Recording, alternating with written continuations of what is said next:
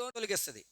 ఇప్పుడు నీ డబ్బులు పోయినంత మాత్రం చేత, నీ కారు పోయినంత మాత్రం చేత, లేకపోతే నీ బట్టలో, నీ బైకో, నీ చెప్పులు కూడా చాలాసార్లు ఏమవుతాయి, పోతుంటే పోవా. ఇక్కడ రికార్డ్ అవుతూ ఉంటుందంట. ఆయన కూడా ఆడెవడో ఒకసారి రవి చెప్తా ఉన్నాడు. అటు ఇటు చూసాడంట, జాగ్రత్తగా వచ్చి ఏం చేశాడు, చెప్పులు అడుగు. అది వాటి వల్ల పెద్ద నష్టం మనకంటే నష్టమే అనుకోండి, కానీ మన ఆత్మీయ జీవితానికి అంత పెద్ద నష్టమేం కాదు. కానీ ఈ హృదయం ఉంది చూసారా, ఈ హృదయం వల్ల ఏమవుతుందంటే, నిర్మలా సిస్టర్ ఉంది, ఆన్ చేయనా, ఆవిడ కాల్ చేస్తున్నారు. నిర్మలా సిస్టర్ ఆఫ్ అయిపోయింది, ఇది మళ్ళీ ఇగో ఇది పట్టుకెళ్ళి మిస్డ్ కాల్ వచ్చినట్టు. అది ఏమవుతుందంటే మన హృదయము మనల్ని ఎంతో మోసం చేస్తుంది. ఎంతగా మోసం చేస్తుంది అంటే, ప్రభువులో నుండి తొలగిపోయేటట్లుగా. అది దానివల్ల మనకెంతో మన ఆత్మీయ జీవితానికి నష్టం అవుతుంది. బైబిల్ అట్లా చాలామంది హృదయాలు తొలగిపోయినాయి దేవుళ్ళు కదా. ఓర్ప తొలగిపోయిందా, తొలగిపోలేదా? రూత్ అయితే నిలబడింది కదా. మరణము తప్ప మరి ఏదైనా నిన్ను నన్ను ప్రత్యేకించిన యెహోవా నాకు ఎంత కీడైనా చేయనుగాక, స్థిరంగా నిలబడింది ఆ మార్గంలో. మరి రూత్ వార్ప హృదయం తొలగిపోయింది. లోతు భార్య, ఆవిడ యొక్క హృదయం తొలగిపోయిందా, తొలగిపోలేదా? అంటే తొలగిపోవడానికి గల ప్రధానమైన కారణం ఏంటంటే, మనము దేవుని కంటే మిగతా విషయాల్ని ఎక్కువగా ప్రేమించినప్పుడు. అది నీ ప్రేమ ఎక్కువగా దేంట్లో ఉందో, నువ్వు దేవునిలో ఉంటే, దేవుని మందిరాన్ని ఎక్కువ ప్రేమిస్తే కదా. అందుకనే దావీదు అంటాడు 23వ కీర్తన 6వ వచనంలో, చిరకాలము యెహోవా మందిరములో నేను నివాసం చిరకాలము అంటే అతని కోరిక ఏంటంటే ఎల్లప్పుడూ మందిరములో. అది లేకపోతే యెరూషలేమా నిన్ను ప్రేమించేవారు వర్ధిల్లుదు. ఎడతెగకుండా దేవుణ్ణి ప్రేమించుట, ఎడతెగకుండా ఆయన అంటిపెట్టుకొని ఉండుట, అది ఎంతో శ్రేష్టమైనటువంటి సంగతి. మెట్టుకు సొలొమోను హృదయం తొలగిపోయింది. మన హృదయం ఏమవకూడదు, దేవునిలో నుండి తొలగిపోకూడదు. స్థిర హృదయలమై ప్రభువుని వెంబడించేవారిగా మనం ఉండాలి. ఏ విషయాల్లో మనం తొలగిపోయినామో అది మనకు తెలుసు. ఒక్కొక్కరికి ఒక్కొక్క బలహీనత ఉంటుంది. అందుకనే వాటిలోంచి మనం తొలగిపోకుండా దేవుడు ఏమి ఇచ్చినాడు, మందిరాన్ని ఇచ్చినాడు, ప్రార్థనా కూడికని ఇచ్చినాడు, లేకపోతే వాక్య కూడికని ఇచ్చినాడు, లేదంటే ఆదివారం కూడికలు ఇచ్చినాడు. మొన్న స్పెషల్ మీటింగ్స్ చాలా బాగా జరిగినాయని విన్నాను కదా. మీరు అందరూ ఎంతో సంతోషించుంటారు దేవుని యొక్క వాక్యాన్ని విని కదా. అంటే సంఘం యొక్క క్షేమాభివృద్ధి కొరకై మీ మీ యొక్క పాస్టర్ గారు ఏం చేస్తున్నారంటే, ఆయా కూడికలు ఏం చేస్తున్నారు, మీ కొరకై అరేంజ్ చేస్తూ ఉన్నారు కదా. ఆత్మీయంగా ఏంటి దాని ఉద్దేశం అంటే, ప్రభువులో మనం స్థిరపడాలని, ప్రభువులో మనం ఎదగాలని. అయితే మరి సొలొమోను ఏం చేసినాడంటే, ఒకప్పుడు దేవుని ప్రేమించిన వాడే, మందిరం కట్టినవాడే, యెహోవాకు ప్రియుడు, దేవుడు కోరుకున్నటువంటి వ్యక్తి. అటువంటి వ్యక్తి కూడా ఏమైపోయాడంటే తొలగిపోయినాడు దేవుని మార్గంలోంచి. నువ్వు నేను కూడా తొలగిపోవడానికి ఎంతో ఆస్కారం ఉంది. దేవుని మూలముగా పుట్టినవాడు తను భద్రము చేసుకుని కనుక దుష్టుడు వానిని ముట్టాడు. దుష్టుడు మనల్ని ముట్టకుండా ఉండాలంటే మనం భద్రం చేసుకోవాలి. అప్పుడు మనము ఎవరైతే సహవాసంలో నిలిచి ఉంటారో, మందిరాన్ని అట్టిపెట్టుకుని ఉంటారో, వాక్యాన్ని అంటిపెట్టుకుని ఉంటారో, వాక్యానుసారంగా నడుచుకోవడానికి నిజమైన భయభక్తులు కలిగి ఉంటారో, వారు తొలగిపోకుండా ఉండగలుగుతారు. అది మెట్టుకు ఇది మొదటి సంగతి. మొదటి రాజు ఇతడి హృదయము ప్రభువులో నుండి తొలగిపోయింది, దేవుని కోపం వచ్చింది. దాని ఫలితం ఏంటి? రాజ్యం ఏమైపోయింది, విభాగించబడింది. చూసారా, 2 గోత్రాలే వీళ్ళకి వచ్చినాయి దావీదుకి. మిగతా అవన్నీ కూడా 10 గోత్రాలు అతని సేవకుడైన యెరోబాముకి దేవుడు ఇచ్చేశాడు. నా హృదయం తొలగిపోతే దేవునిలో నుండి, దానివల్ల మనకెంతో నష్టం. అది చాలాసార్లు అంతే. మనం ఏంటంటే, అందుకని డిసిని కూడా మేము చేర్పించేటప్పుడు కాలేజీ మాకు దగ్గరలోనే ఉండాలనుకున్నాం. ఎందుకంటే దూరంగా వెళ్ళిపోయి ఏదో చదువు ఒకళ్ళు బాగా చదివినా ఒకళ్ళు దేవుల్లో తొలగిపోయింది అనుకోండి, మనకు చదువు ఇంపార్టెంటా, దేవుడు ఇంపార్టెంటా? దేవుడే కదా. కనుక దేవుళ్ళు అంటే కొంచెం ఆత్మీయంగా ఏదన్నా మన దగ్గర ఉన్నప్పుడు, తర్వాత ఇంకా వాళ్ళు ఏదో ఉద్యోగాలు చేసేటప్పుడు మన దగ్గర ఉండడానికి కుదరదు. వాళ్ళు నిజంగా మందిరంకి వెళ్తున్నారో లేదో మనం చూడలేం. అంటే వీడియో కాల్లో చేసి మాట్లాడచ్చు అనుకోండి. ఏమో కీడించి మేలించడం మంచిది కదా. అందుకనే డైలీ భీమవరానికి బస్సులోనే అప్ అండ్ డౌన్, కొంచెం కష్టమైనా నష్టమైనా బస్సులోనే పడుకొని చెప్పేవాళ్ళం. సంగతి ఏంటంటే, ఏమో ఒకళ్ళు తొలగిపోతారేమో. ఎందుకంటే సాతానుడు చాలా కుయుక్తి కలిగినటువంటి వాడు, దేవుడు శక్తి కలిగిన వాడే అయినప్పటికీ మానవ హృదయం అన్నిటికంటే మోసకరమైనది కనుక భద్రంగా మన సాయశక్తుల్లో మన చేతిలో ఉన్నంత వరకు మనం కాపాడు, మన ధర్మం కనుక ఆ డెసిషన్ తీసుకోవాల్సి వచ్చింది. మెట్టుకేంటంటే, సహవాసంలోంచి దూరం అయితే, లేక దేవుని యొక్క వాక్యము ప్రార్థన మన జీవితంలో తక్కువైపోతే ఆటోమేటిక్గా పడిపోవడానికి ఎక్కువ అవకాశం ఉంటుంది. అది మనం దూరంగా వెళ్ళిపోయినప్పుడు ఏంటంటే సహవాసం ఉండదు, మందిరం ఉండదు. అలాగా చాలామంది పడిపోవడానికి అదే ప్రధానమైన కారణం. మందిరానికి రెగ్యులర్గా ఎక్కడైతే పాస్టర్ గారు నేను వచ్చిన తర్వాత దీవెన గారు చాలామందికి ఫోన్ చేశారు కదా, మీటింగ్ ఉందండి.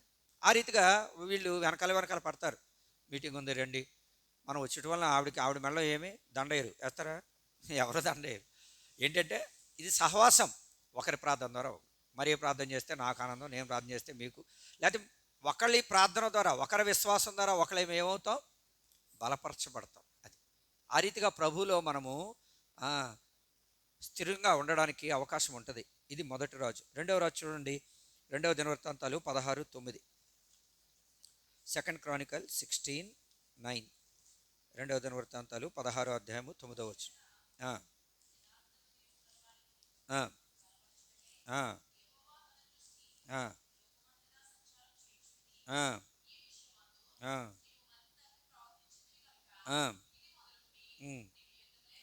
చూసారా, ఇక్కడ ఆశ అనేటువంటి రాజు ఫస్ట్లో స్టార్టింగ్ యథార్థంగానే ప్రవర్తించినాడు. ఆశ యథార్థంగానే ప్రవర్తించాడంటే 7వ వచనంలో యెహోవాను నమ్ముకొనక. అది యథార్థత అంటే తెలుగులో కొన్ని మాటలు ఎలాగుంటాయంటే మనకి తెలిసినట్టుగానే ఉంటాయి. ఇప్పుడు మీకు చదివితే యథార్థత తెలుగులో బాగానే ఉంది కదా, యథార్థత అని ఉంది కదా. మరి యథార్థత అంటే ఏంటి?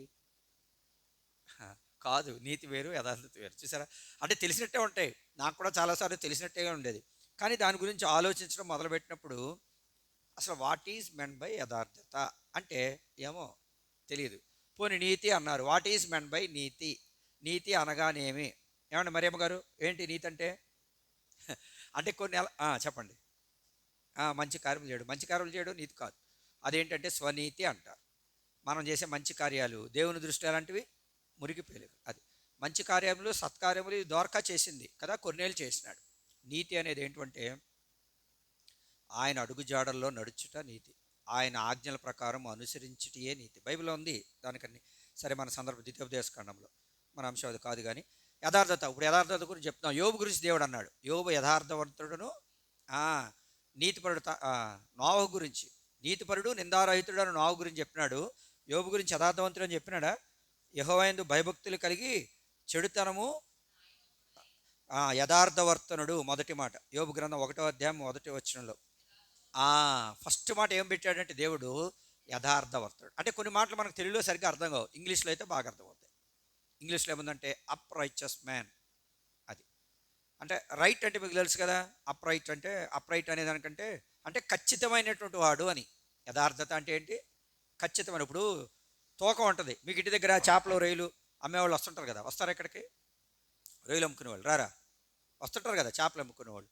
వాళ్ళ దగ్గర కాటా ఉంటుంది. ఇప్పుడు అంటే కాటాలు వేయట్లేదు, కానీ చిన్న తక్కిట్లాగా ఉంటుంది. ఇలాగా ఒక కర్ర పెట్టి ఇటు తాడు కట్టి, మీకు తెలుసు కదా దాన్ని ఏమంటారు? తక్కిడ. తక్కిడ మర్చిపోయినది. ఇలా పెట్టి వేస్తారు కదా తూకం. మీరు ఖచ్చితంగా మీరు గమనించండి, మ్యాక్సిమం 90% వాళ్ళ దగ్గర ఉన్న తూకానికి ఒరిజినల్గా షాపులో ఉన్న తూకానికి తేడా ఉంటుందా ఉండదా? ఖచ్చితంగా తేడా ఉంటుంది. అది అంటే ఒరిజినల్గా రాళ్ళు వేసి ఉన్న తూకము ఈ తూకము తోగవు. ఒక పావు కేజీ ఎంతో కొంత తేడా ఉంటుంది, లాస్ అనేది ఉంటుంది. చూసారా, అంటే అది యథార్థత కాదు. యథార్థత అంటే ఖచ్చితముగా. అంటే ఇంకా మనం చెప్పాలంటే సరి అయినటువంటిది. మీకు తెలుసు కదా, క్వశ్చన్ పేపర్స్ మనం చిన్నప్పుడు చదువుకునేప్పుడు రైట్ క్వశ్చన్కి ఏం చేస్తారు? టిక్ పెడతారు.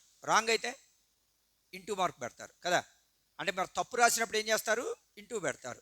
సరి అయిన ప్రశ్నకు సమాధానం రాసినప్పుడు ఏం చేస్తారు? రైట్ పెడతారు. రైట్ అనేదే యథార్థత. అది ఎందుకు? ఇప్పుడు ఏది రైట్ ఏది రైట్ కాదు అది తెలుసుకోవాలి మనం. మీకు అర్థమవుతుందా? అదే తెలుసుకోవాలి. ఏది రైట్ అంటే గాడ్ ఈజ్ ఆల్వేస్ రైట్, అవునా కదా? Bible is always right. ఇప్పుడు సాతానుడు అన్నాడు అవతో, ఏమన్నాడు? ఈ పండు తిని తినమన మీరేమంటారు? నిశ్చయముగా చచ్చేదో అని దేవుడు అన్నాడు. సాతానుడు ఏమన్నాడు? మీరు దేవతల వలె, అంటే you will become like gods, లేదంటే you will become like goddess, అంటే నువ్వు దేవత అయిపోతావు అన్నాడు. ఎవరిని? అవ్వని. అప్పుడు అవ్వ మామూలుగా రూపం మరి తెల్లగుందో నల్లగుందో ఎలాగుందో మనకు తెలియదు, కానీ ఆవిడ ఏమనుకుంది? దేవత ఒకసారి అలా ఊహించుకుంది. నెత్తి మీద ఇలా కిరీటం పెట్టుకుని పెద్ద వెలుగు మహారాణిలాగా వెనకాల పరిగెత్తులు వీళ్ళందరూ అలా ఊహించుకుందేమో. నేను ఇక దేవత రేపత్రా ఈ బాబాయ్కి నేను ఎలా ఉంటానంటే అలా ఉంటాను అని అనుకుంది అవ్వ. అంతే, పడిపోయింది బుట్టలో. సాతానుడు కొంచెం పొగడగానే పడిపోయింది. దేవుడు చెప్పినాడు నిశ్చయంగా నువ్వు చస్తావు అని. ఇప్పుడు దేవుడు చెప్పింది రైటా, సాతానుడు చెప్పింది రైటా? అది దేవుడు చెప్పిన మాట, God's word is always right. దేవుని మాట ప్రకారం నడుచుటే యథార్థత. అది యథార్థత అంటే అక్కడ అదనమాట. ఇక్కడ రాసినాడు కదా, తన ఎడల యథార్థ హృదయము కలవారిని, తన ఎడలంటే విత్ రెస్పెక్ట్ టు గాడ్. దేవుడు ఏం చెప్తున్నాడో దాని ప్రకారంగా చేయుటే యథార్థత. అది యథార్థంగా ఉంటాం అంటే కపటము లేకుండా ఉన్నది ఉన్నట్టుగా మాట్లాడుట, అది మొహమాటం లేకుండా. మీకు అర్థమవుతుందా? అంటే మన బైబిల్ ప్రకారం అయితే ఏంటంటే యథార్థత దేవుని యొక్క మాటను అనుసరించి ఖచ్చితముగా న్యాయముగా నడుచుట, అది యథార్థత. కాబట్టి ఈ సందర్భంలో ఇక్కడ నువ్వు యథార్థంగా ప్రవర్తించలేదు అని దేవుడు అంటున్నాడంటే ఇక్కడ సందర్భంలో మీనింగ్ ఏంటంటే యెహోవాను నమ్ముకోలేదు. మొదటిసారి యుద్ధం వచ్చినప్పుడు దేవుని నమ్ముకున్నాడు, ఆ యుద్ధంలో దేవుడు విజయాన్ని ఇచ్చినాడు. రెండవసారి మరలా యుద్ధం వచ్చినప్పుడు దేవుణ్ణి ఆశ్రయించకుండా వేరే రాజుని ఆశ్రయిస్తాడు. ఇశ్రాయేల్ రాజైన బయోషా, ఆ రాజుని, బయోషా అనేటువంటి రాజుని యాస ఆశ్రయిస్తాడు. అందుకని దేవుని కోపం వస్తుంది. నువ్వు నన్ను నమ్ముకోకుండా, యథార్థత అంటే ఆల్వేస్ డిపెండింగ్ అపాన్ గాడ్, దేవుడి మీద నువ్వు ఆశ్రయించకుండా, ఆయన వైపు చూడకుండా నువ్వేం చేసినావంటే ఇప్పుడు లోకంలోకి వెళ్ళిపోయావు కదా, వేరే రాజుని ఆశ్రయించు, నీవు మతి తప్పి ప్రవర్తించావు, అందుకనే నీకు యుద్ధములు జరుగుతాయి అని చెప్తూ వచ్చినాడు. అంటే మనం కూడా మన జీవితాల్లో చాలా పర్యాయములు ఏం చెయ్యం, ప్రభువు నమ్మే విషయంలో దేవుడు మనకేం మేలు కలగట్లేదని, లేకపోతే మనకేమి దీవెన కలగట్లేదు, ఆశీర్వాదం రావట్లేదని చెప్పేసి మనం వేరే మార్గంలోకి వెళ్ళిపోతామా? అలా వెళ్ళకూడదు. మీకు అర్థమవుతుందా? మా తమ్ముడికి ఉద్యోగం రాకముందు వాళ్ళ ఫ్రెండ్స్ అందరికీ, వాళ్ళతో పాటు చదివిన వాళ్ళందరికీ ఉద్యోగాలు వచ్చేసినాయి.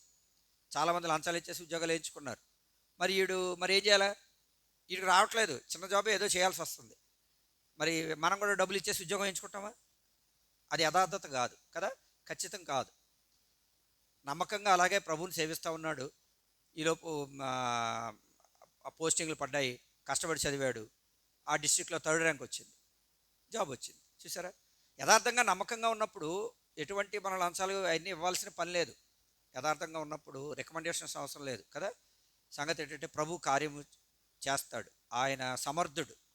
మెట్టుకు ఈ ఆశ ఏం చేసినంటే దేవుని నమ్ముకోలేదు, యథార్థంగా ఉండలేకపోయినాడు. మొదటి రాజు సొలొమోను, తన హృదయం తొలగిపోయింది. ఈ ఆశలో ఉన్నటువంటి ప్రాబ్లం లేకపోతే మిస్టేక్ ఏంటి? యథార్థవంతుడుగా ఉండలేకపోయినాడు. మూడవది చూడండి, 2వ దినవృత్తాంతాలు 18వ అధ్యాయం 1వ వచనం. 2వ దినవృత్తాంతాలు నెక్స్ట్ పేజీలో 18:1.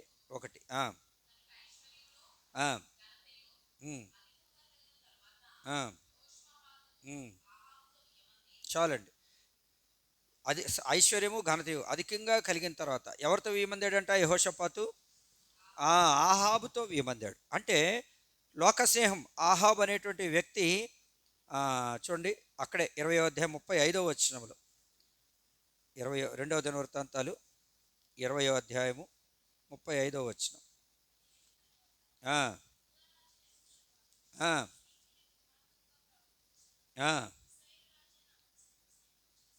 చూసారా? మిక్కిలి దుర్మార్గంగా ప్రవర్తించిన వాడితో స్నేహం చేస్తున్నాడు. మనం ఎవరితో స్నేహం చేయాలా?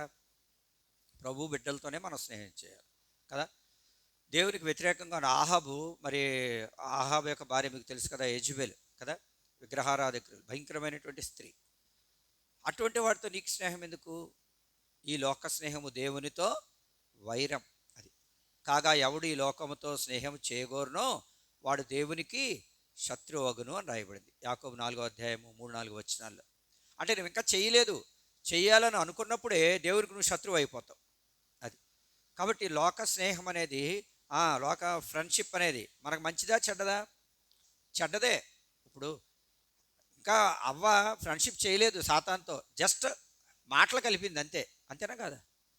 జస్ట్ మాట్లాడటం మొదలుపెట్టింది అంతే. పడిపోయిందా? పడిపోలేదా? మన అవ్వకంటే గొప్పవాళ్ళం కాదు, అవునా కదా. ఆదామవులతో ప్రతిరోజు దేవుడు చల్లపోటను వచ్చి మాట్లాడుతున్నాడా? డైరెక్ట్గా దేవుడే వచ్చి మాట్లాడుతున్నాడు. మనతో ఏమన్నా దేవుడు మాట్లాడుతున్నాడు ఏంటి? కాదు. మీ పాస్టర్ గారు, నేను, లేకపోతే ఇంకోళ్ళు ఎవరో ఒకళ్ళు వాక్యం లేదో 4 మాటలు, లేకపోతే ఈ బైబిల్ చదువుకుంటా ఉన్నాం కదా. డైరెక్ట్గా దేవుడు వచ్చేసి మనతో డైరెక్ట్ ఎన్కౌంటర్ అనేది లేదు మనకి. మరి అటువంటి వారే కదా తొలిగిపోయినప్పుడు నువ్వు నేనెంత. కనుకనే మనం ఏం చేయాలంటే లోకస్తులతో అసలు మన స్నేహం అనేది, ఫ్రెండ్షిప్ అనేది మనకు ఉండకూడదు. మన స్నేహము ఎవరితో ఉండాలంటే దేవుని బిడ్డలతోనే ఉండాలి. అది మనం పరీక్షించుకోవాలి. మన స్నేహం, మన ఫ్రెండ్షిప్. వాళ్ళు చాలా మంచోళ్ళే అంటారు, వాళ్ళు మంచోళ్ళు పుచ్చోళ్ళు మనకెందుకు? వాళ్ళు ప్రభు బిడ్డలైనా కాదా? అది మనం చూసుకోవాలి. వాళ్ళు ప్రభు బిడ్డలు అయితే మాట్లాడవచ్చు.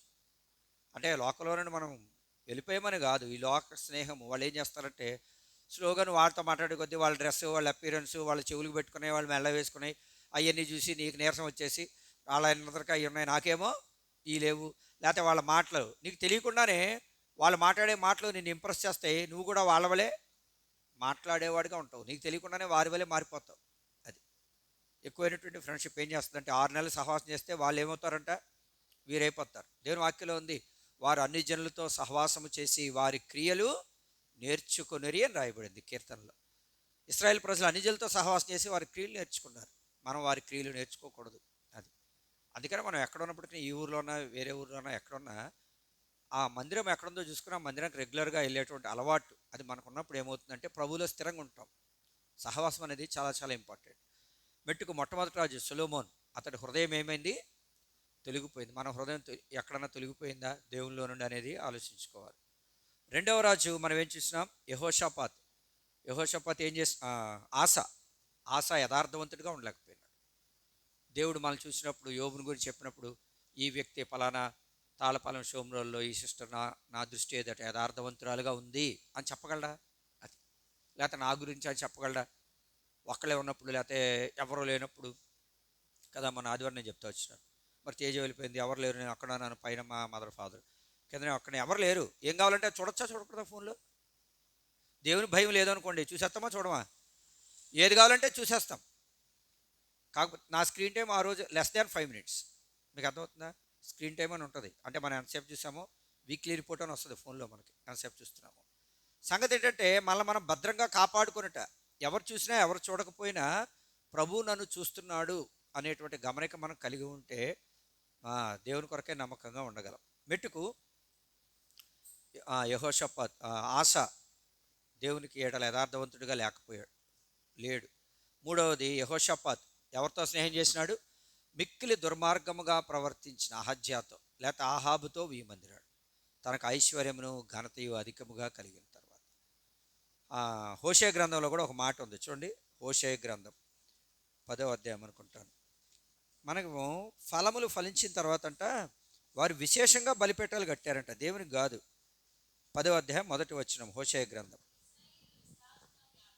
ఆ, ఆ, ఆ, ఆ, ఆ, ఆ, ఆ. చూసారా, ఫలము ఫలించే కొద్దీ అంట దేవతా స్తంభాలను కట్టారంట, మరి విశేషముగా కట్టారు. చూసారా, సూపర్లేటివ్ డిగ్రీ వాడారు ఇక్కడ. అది మరి విశేషముగా అంటే చాలా ఎక్కువగా కడుతూ వచ్చినారు. భూమి ఫలించింది, భూమి ఫలించడానికి ఎవరు కారణం? దేవుడు. దేవుడు నీ భూమిని, నీ కలిగిన వారిని, నీ పిల్లల్ని దీవించి ఆశ్రయించాడు. ఇక్కడ కూడా యెహోషాపాతుకి ఐశ్వర్యం ఘనత అధికముగా కలిగింది. అధికముగా కలిగిన తర్వాత ఇంకా ఎక్కువగా, ప్రభువా సమస్తమును నీ వలనే కలిగిన కదా, ఇవన్నీ నీ కృప చొప్పున నాకు ఇచ్చినావు, నీ ఎదుట దీనుడిగా నేను ఉండడానికి నాకు సహాయం చేయి అని ప్రార్థన చేసుకోవాలా. అయితే ఆ మనసు పోయింది.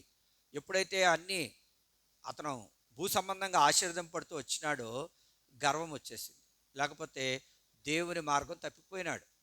ఎవరైతే దేవునికి వ్యతిరేకంగా ఉన్నారో, ఎవరైతే చెడ్డవారో, మిక్కిలి దుర్మార్గంగా ప్రవర్తించిన వారితో తన స్నేహం ఉంది. అది మన స్నేహం వారితో ఉండకూడదు. 4వ చూడండి, 4వ రాజు 1వ రాజు 12వ అధ్యాయం 27వ వచనం. 1వ రాజులు 12వ అధ్యాయము 27వ వచనం, 293వ పేజీ.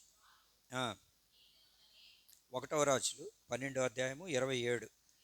యెరోబాము తలంచి, అది మన తలంపుల్లో లేక మన ఆలోచనలు, మన తీర్మానాలు, మన డెసిషన్స్, వాటిలో మనం తప్పిపోకూడదు. అది యెరోబాము అంట హృదయంలో తలంచాడు. ఏమని తలంచినాడు? ఈ ప్రజలు యెరూషలేముకు వెళ్ళిపోతే కదా, ప్రతి సంవత్సరం వీళ్ళు ఏం చేస్తున్నారంటే యెరూషలేములో దేవుని ఆరాధించడానికి వెళ్తున్నారు. కాబట్టి దానిలో ఒకటి ఏం చేస్తాను నేను, బేతేల్లో ఒకటి ఏం చేస్తాను, 2 బంగారపు దూడలు చేయిస్తాను, ఇవే మీ దేవుడు, వీటికే సాగిలపడండి అన్నాడు యెరోబాము. చూసారా, మన సొంత ఆలోచన అనేది ఎప్పటికీ ఆల్వేస్ డేంజరస్. ఇప్పుడు అవ్వ ఉంది చూడండి, అవ్వ ఏమనుకుంది, ఆదికాండం అంటున్నానండి, సారా ఏమంది, తన సొంత ఆలోచన అంటే మనకు వచ్చిన ఆలోచన అది దేవుని ద్వారా వచ్చిందా కాదనేది చూసుకోవాలి. 16వ అధ్యాయం 2వ వచనం, ఆదికాండం, జెనసిస్ 16:2.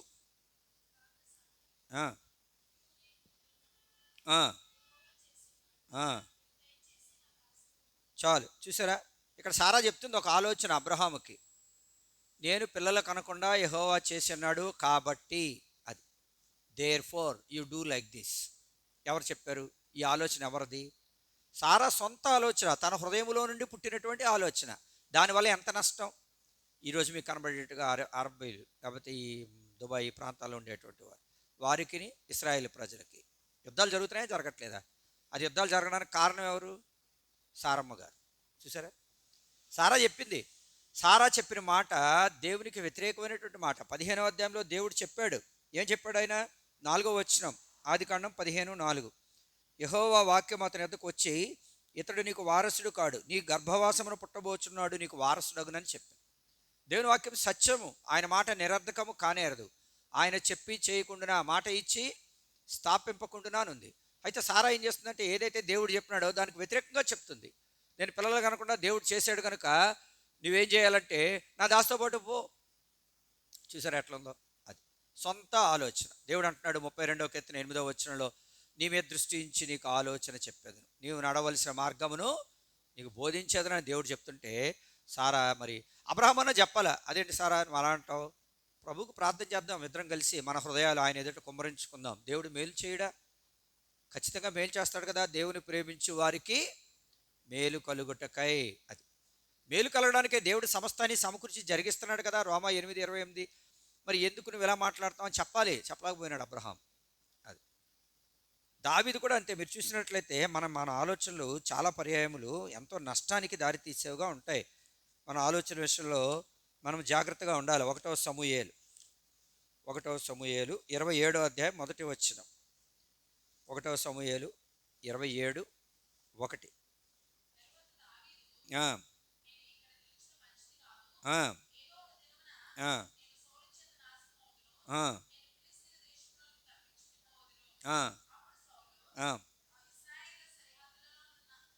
ఆ మా చూసారా, అనుకున్నాడు, బాగానే ఉంది. అతను అనుకున్నట్టుగానే జరిగింది. దావీదు ఫిలిష్తీయుల దేశంలోకి వెళ్ళిపోయాడని సౌలుకి తెలిసి అతను వెతకడం మానేశాడు. అప్పుడు దావీదు ఏమనుకుంటాడు? ఆహా, నాకు వచ్చిన ఆలోచన చాలా చాలా మంచిది, వెరీ గుడ్ వెరీ గుడ్ అని తనకు తానే ఏమనుకున్నాడు? సెల్ఫ్ అప్రిషియేషన్ అంటారు దాన్ని.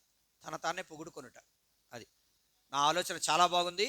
నేను ఫిలిష్తీయుల దేశంలోకి వెళ్ళిపోగానే సౌలు నన్ను వెతకడం మానేశాడు. ఆ ఫిలిష్తీయుల రాజు కూడా ఉపకారం చేశాడు. సిక్లగు అనేటువంటి ఒక పట్టణాన్ని ఇచ్చేసాడు దావీదికి. నువ్వు నా దగ్గర వద్దు, ఈ సిక్లగు అనే పట్టణం ఉంది, ఆ పట్టణంలో నువ్వు నీ వారందరూ ఉండండి అని చెప్పాడు. దావీదికి ఎంత ఎంత ఆనందం వచ్చేసి ఉంటుంది. అబ్బా, నాకు వచ్చిన ఆలోచన ఎక్స్ట్రాడినరీ. సౌలు వెతకడం మానేశాడు. రెండవది, మేలు వెంట మేలు జరుగుతుంది. ఆ అన్యరాజు ఎవడన్నా వేరే రాజు ఇస్తాడేంటి? శత్రురాజుకి ఎవడు ఒక పట్టణాన్ని ఇచ్చాడు. కానీ దాని అంతం ఏమైంది మీకు తెలుసు కదా. 1వ సమూయేలు 30వ అధ్యాయంలో సిక్లగ్ అనేది తగలబడిపోయిందా లేదా? మొదటి వచనములో ఆ, ఉమ్, ఆ, ఉమ్, ఉమ్, ఆ, ఆ, చాలు తగిలబెట్టి. చూసారా, భార్యని పిల్లల్ని ఎత్తుకొని వెళ్ళిపోయారు, చెరపట్టి తీసుకుపోయారు. ఎంత నష్టం! సంగతి ఏంటంటే మన సొంత ఆలోచన నష్టానికి దారితీస్తుంది. వారు బిగ్గరగా ఇచ్చారంట, రాళ్ళు తీసుకుని దావీదుని కొట్టాలనుకున్నారు. చూసారా ఎంత భయంకరమో! నీ సొంత ఆలోచన ప్రకారం నాకు ఏ మేలు జరగట్లేదు, నా వల్ల అవ్వట్లేదు, లేకపోతే మా పిల్లలకు పెళ్ళి అవ్వట్లేదు, లేకపోతే వాళ్ళకి చదువు లేదు, లేకపోతే అది లేదు ఇది లేదు, కాబట్టి నేను ఇలా చేద్దాం అని కనుక నువ్వు అడిగేసావో ఏమవుతుంది? దావీదు జీవితంలో జరిగినట్టే కాల్చివేయబడతావు. ఇప్పుడు నయం ఉంది, నయం కూడా సొంత ఆలోచన, అవునా కదా? నయోమిది కాదు ఆలోచన. ఆఫ్ కోర్స్ ఎలిమెలెకు దయ ఉంటుంది కదా. బెత్లెహేములో కరువు వచ్చింది, నయం ఎక్కడికి పోయింది? మోయాబు దేశానికి వెళ్ళిపోయిందా లేదా? అంటే వీళ్ళు పెనం మించి ఎక్కడ పడ్డారు? పొయ్యిలో పడ్డారు. పెనం మీద ఉండడం బెటరా, పొయ్యిలో పెట్టడం బెటరా? పెనం మీద ఉండడం బెటరు. ఏదో మాడితే మాడతావు, పొయ్యిలో పడితే ఇంక మొత్తం బూడిదైపోతావు కదా. సంగతి ఏంటంటే, వేడి తగులుతుందని చెప్పేసి నువ్వు ఏదన్నా అడిగేస్తే బూడిదవుతావు. అది మన ఆలోచన మంచిది కాదు. ఎందుకంటే మీకు ఇందాక చెప్పాను కదా, హృదయం అన్నిటికంటే మోసకరమైనది, ఘోరమైన ఆలోచనలు ఎక్కడి నుంచి వస్తాయి? హృదయంలోంచే వస్తాయి ఆలోచనలన్నీ. మరి హృదయంలోంచి ఆలోచనలు వచ్చేటప్పుడు అసలు హృదయం మంచిదా అని దేవుని యొక్క వాక్యం ఏం చెప్తుందంటే, హృదయం మంచిది కాదు అని చెప్తుంది. కాబట్టి నీకు వచ్చే ఆలోచనలు కూడా చెడ్డవే, మంచివి కాదు. ఇవి నీకు మంచిగా కనబడతాయి. దావీదుకు కూడా మంచిగా కనబడింది. నేను ఇక్కడ నిలవడం మంచిది కాదు, సౌలు నన్ను చంపేస్తాడు, 24 గంటలు ఈ సౌడు బాధ నేను పడలేకపోతున్నాను, కాబట్టి నేను ఏం చేస్తానంటే వెళ్ళిపోతాను ఇక్కడ నుంచి. ఇంట్లో బాగోట్లేదు, అత్తమాని ఏం చేస్తున్నావు, ఈ వంకాయ కూర సత్తనా నేను తినలేక, వద్దు నువ్వేం అక్కలేదని చెప్పి బయటికి పోయావనుకో, ఎల్లు బయటకు తెలుస్తుంది, నీ బట్టలు నువ్వే ఉతుక్కోవాలా, ప్రతీదీ చెయ్యాలా వద్దా, సాకరీ అంతా నువ్వే చేసుకోవాలా. ఇంట్లో ఉంటే అన్నీ నీకు అమ్మ చేసి పెడుతుంది, బయటికి వెళ్తే నీ బట్టలు ఎత్తుకోవాలి, పేస్ట్ కొనుక్కోవాలి, అది కొనుక్కోవాలి, ఇది కొనుక్కోవాలి, అన్నీ మొత్తం. సంగతి ఏంటంటే ఎంతో కష్టం. అంటే మన ఆలోచనలు సరైనటువంటి కాదు. ఇక్కడ మనం చూసినట్లయితే ఎవరు ఈ రాజు, యెరోబాము కదా, 1వ రాజు 12వ అధ్యాయంలో, యెహోవా ఆలోచన సదాకాలము నిలుచును, 33:11 కీర్తనల గ్రంథంలో మాట రాయబడి. దేవుని యొక్క ఆలోచన ఎల్లప్పుడు నిలిచేది. ఆయన మనకి ఆలోచనకర్త, ఆశ్చర్యకరుడు, ఆలోచనకర్త. యెషయా గ్రంథం 9వ అధ్యాయము 6వ వచనంలో ఉంది. దేవుడిని అడిగితే దేవుడు ఆలోచన చెప్తాడు, ప్రభా నేను ఈ కష్టంలో ఉన్నాను, ఈ దరిద్రతలో ఉన్నాను, లేకపోతే ఈ సమస్యలో ఉన్నాను, దీనికి సొల్యూషన్ ఏంటి, దయచేసి నాతో మాట్లాడు, నేను ఏం చేయాలి ప్రభా, ఎటు తోచకుండా ఉన్నాను, దిక్కుతోచని పరిస్థితిలో ఉన్నాను, మరి ఆశీర్వాదం ఏమీ లేదు, ఏం ఉద్యోగం సద్యోగం లేదు, లేకపోతే పిల్లలకి పెళ్ళి అవ్వట్లేదు, లేకపోతే ఇంకోటి ఏదో సమస్యలు. ప్రతి మనిషికి కూడా సచ్చే వరకు ఏముంటాయి, సచ్చే వరకు ఖచ్చితంగా సమస్యలు ఉంటాయి.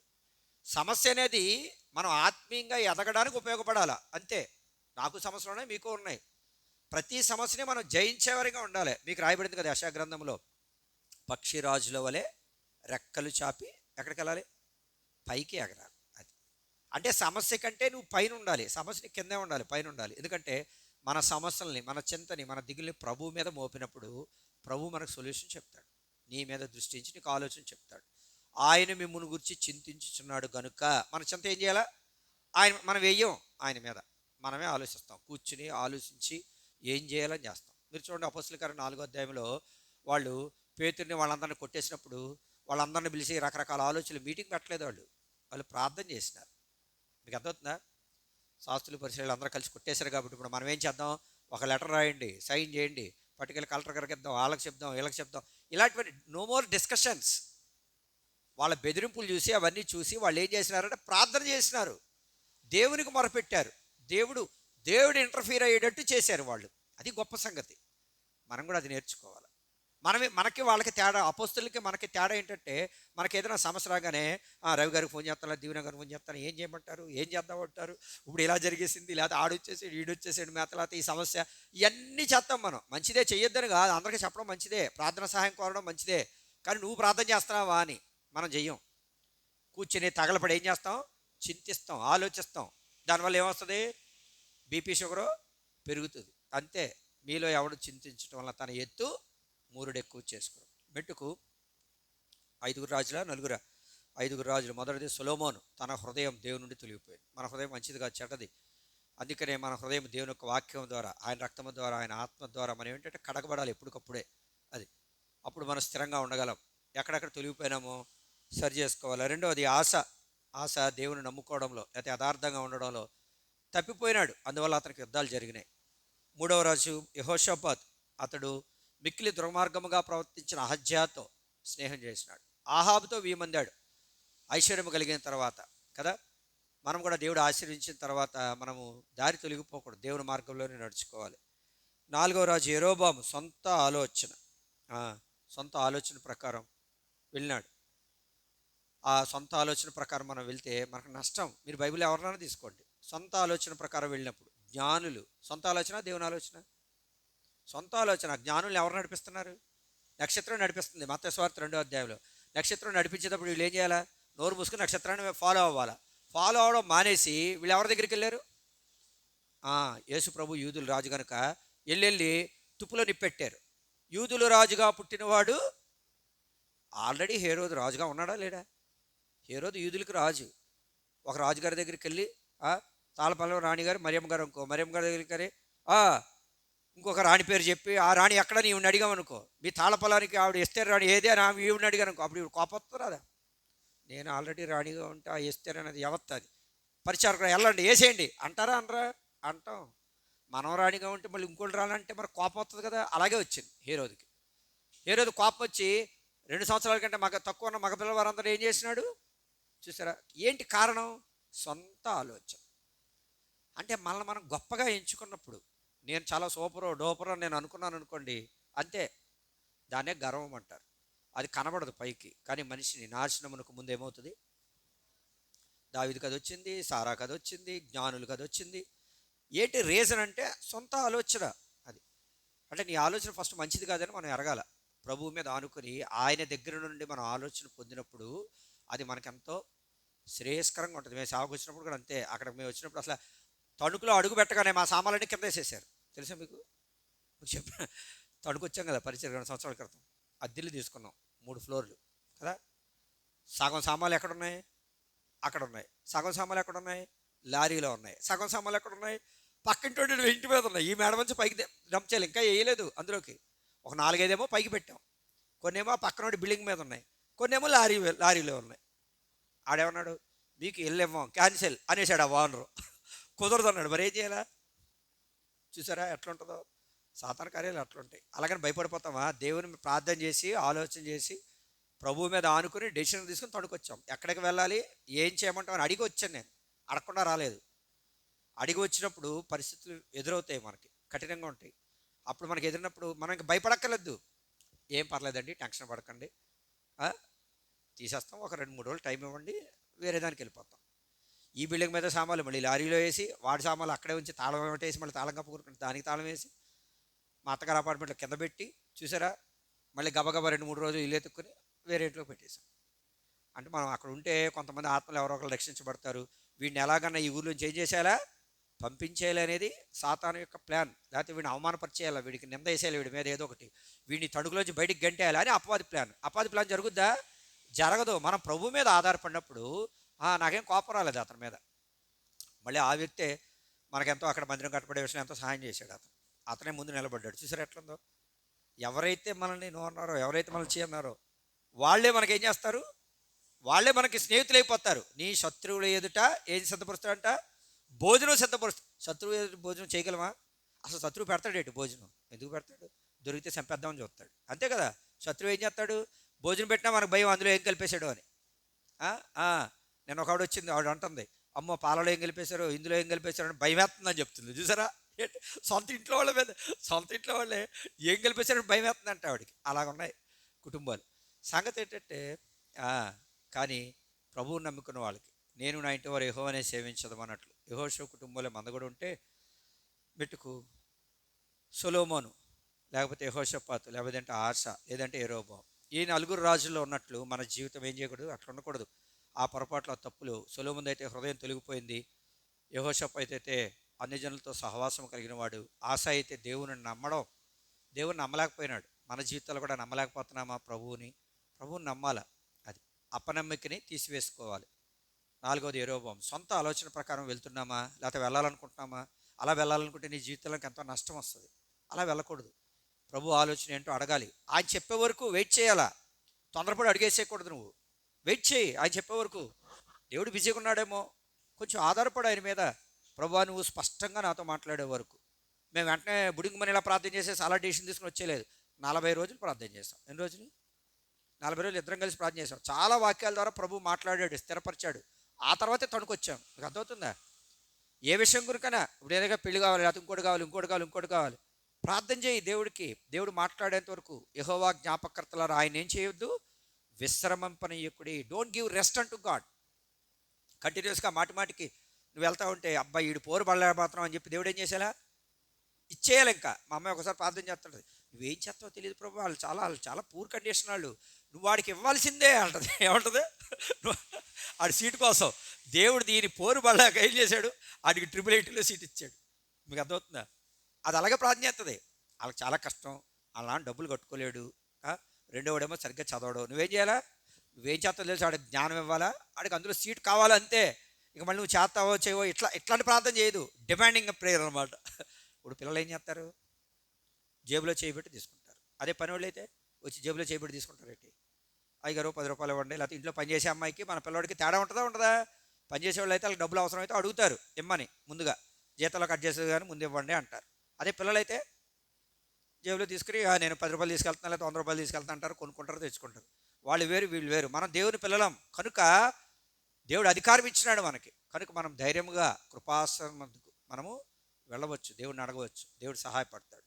దేవుడి కొద్ది మాటలు మన వినికిడిలో దీవించునుగా. ఈ ఫోన్ ఇలా ఉంచాలా? ఇది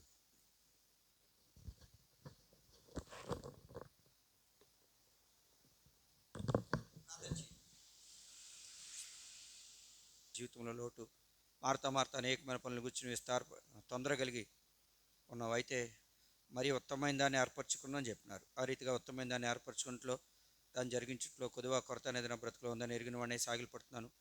నన్ను నూతనపరచము. హబక్కుకు ప్రార్థన చేసినట్లుగా నేను కూడా నీ ప్రజలతో పాటు కలిసి ప్రార్థన చేస్తుండగా కనికరించము. యెహోవా సంవత్సరములు జరుగుతుండగా నీ కార్యము నాలో నూతనపరచము అని. దయగల తండ్రి, నమ్మకమైన ప్రభువా, సొలొమోను యొక్క హృదయం మీ అద్దరి నుండి తొలగిపోయింది. దయగల తండ్రి, నా జీవితాల్లో కూడా దయగల తండ్రి, ఎక్కడెక్కడ ప్రభువానైనా తొలగిపోతున్నానో, ఎక్కడెక్కడ త్రాసులో తొచ్చగా తక్కువగా కనపడుతున్నానో నేను ఎరిగిన వాడిని. ప్రభువానైనా మరి దావీదు అన్నాడు, నీ ఎదుట నీకు విరోధముగా నేను పాపం చేస్తున్నాను అని, నీ దృష్టి ఎదుట చెడుతనం చేసి ఉన్నాను అని. ప్రభువా, నీ రక్షణానందం మరలా నాకు పుట్టించమని ప్రార్థన చేస్తూ వచ్చినాడు. ఆ రీతిగా నన్ను కూడా కనికరించము, శుద్ధీకరించము. ప్రభువా, నూతనపరచము, పవిత్రపరచము, అంగీకరించము. దయగల తండ్రి, ఇంకా ఎక్కువగా ఇంకా సమీపంగా మీకు రావడానికి దయగల తండ్రి, నమ్మకమైన ప్రభువా, నువ్వు లోటుపాట్లు సరి చేసుకోవడానికి కృపను అనుగ్రహిస్తూ రండి. వందనాలు చెల్లించుకుంటూ వాళ్ళు గణపతి ఆరాధిస్తూ మా ప్రభును రక్షకుడైన యేసుక్రీస్తు వారి నామమున నా హృదయపూర్వకమైన ఒప్పుకుంటూ సాగిలపడుతూ క్షమించినందుకై స్తుతిస్తూ యేసు నామమున స్తుతించి ప్రార్థించి వేడుకొంచున్నాను తండ్రి. ఆమేన్. పాట సంఖ్య 556. ఓ సర్వశక్తుడా నా సత్యదేవుడా. మార్చి పడదాం. 1, 3, 5, 7. పాత పాటల పుస్తకంలో 545, కొత్త పాటల పుస్తకంలో 556. ఓ సర్వశక్తుడా నా సత్యదేవుడా, ఓ సర్వశక్తుడా నా సత్యదేవుడా, సర్వదా నిన్ను నే స్మరింతును, సర్వదా నిన్ను నే స్మరింతును. ఆనందమే మహదానందమే, ఆనందమే మహదానందమే, ఆశ్చర్యకరుడు యేసుండు, ఆశ్చర్యకరుడు యేసుండు, నా పాపముల క్షమించెను, నా పాపముల క్షమించెను.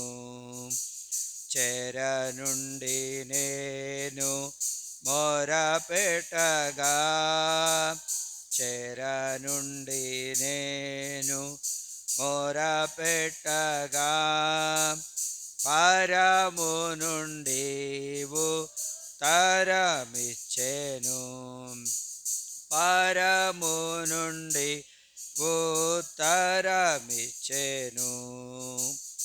ఆనందమే మహదానందమే, ఆనందమే మహదానందమే, ఆశ్చర్యకరుడు యేసుండు, ఆశ్చర్యకరుడు యేసుండు, నా పాపముల క్షమించెను, నా పాపముల క్షమించెను. అడుగు వాటి కన్నా ప్రభువు, అడుగు వాటి కన్నా ప్రభువు, అత్యధికముగా దయచేయును, అత్యధికముగా దయచేయును. ఆనందమే మహదానందమే, ఆనందమే మహదానందమే, ఆశ్చర్యకరుడు యేసుండు, ఆశ్చర్యకరుడు యేసుండు నా పాపము లక్షమించెను నా పాపము లక్షమించెను వేడుకొనక మునుపే ప్రభు వేడుకొనక మునుపే ప్రభు వాడిగా మాకు తరమిచ్చును వాడిగా మాకు తరమిచ్చును ఆనందమే మహదానందమే ఆనందమే మహదానందమే ఆశ్చర్యకరుడు యేసుండు ఆశ్చర్యకరుడు యేసుండు నా పాపము లక్షమించెను నా పాపము లక్షమించెను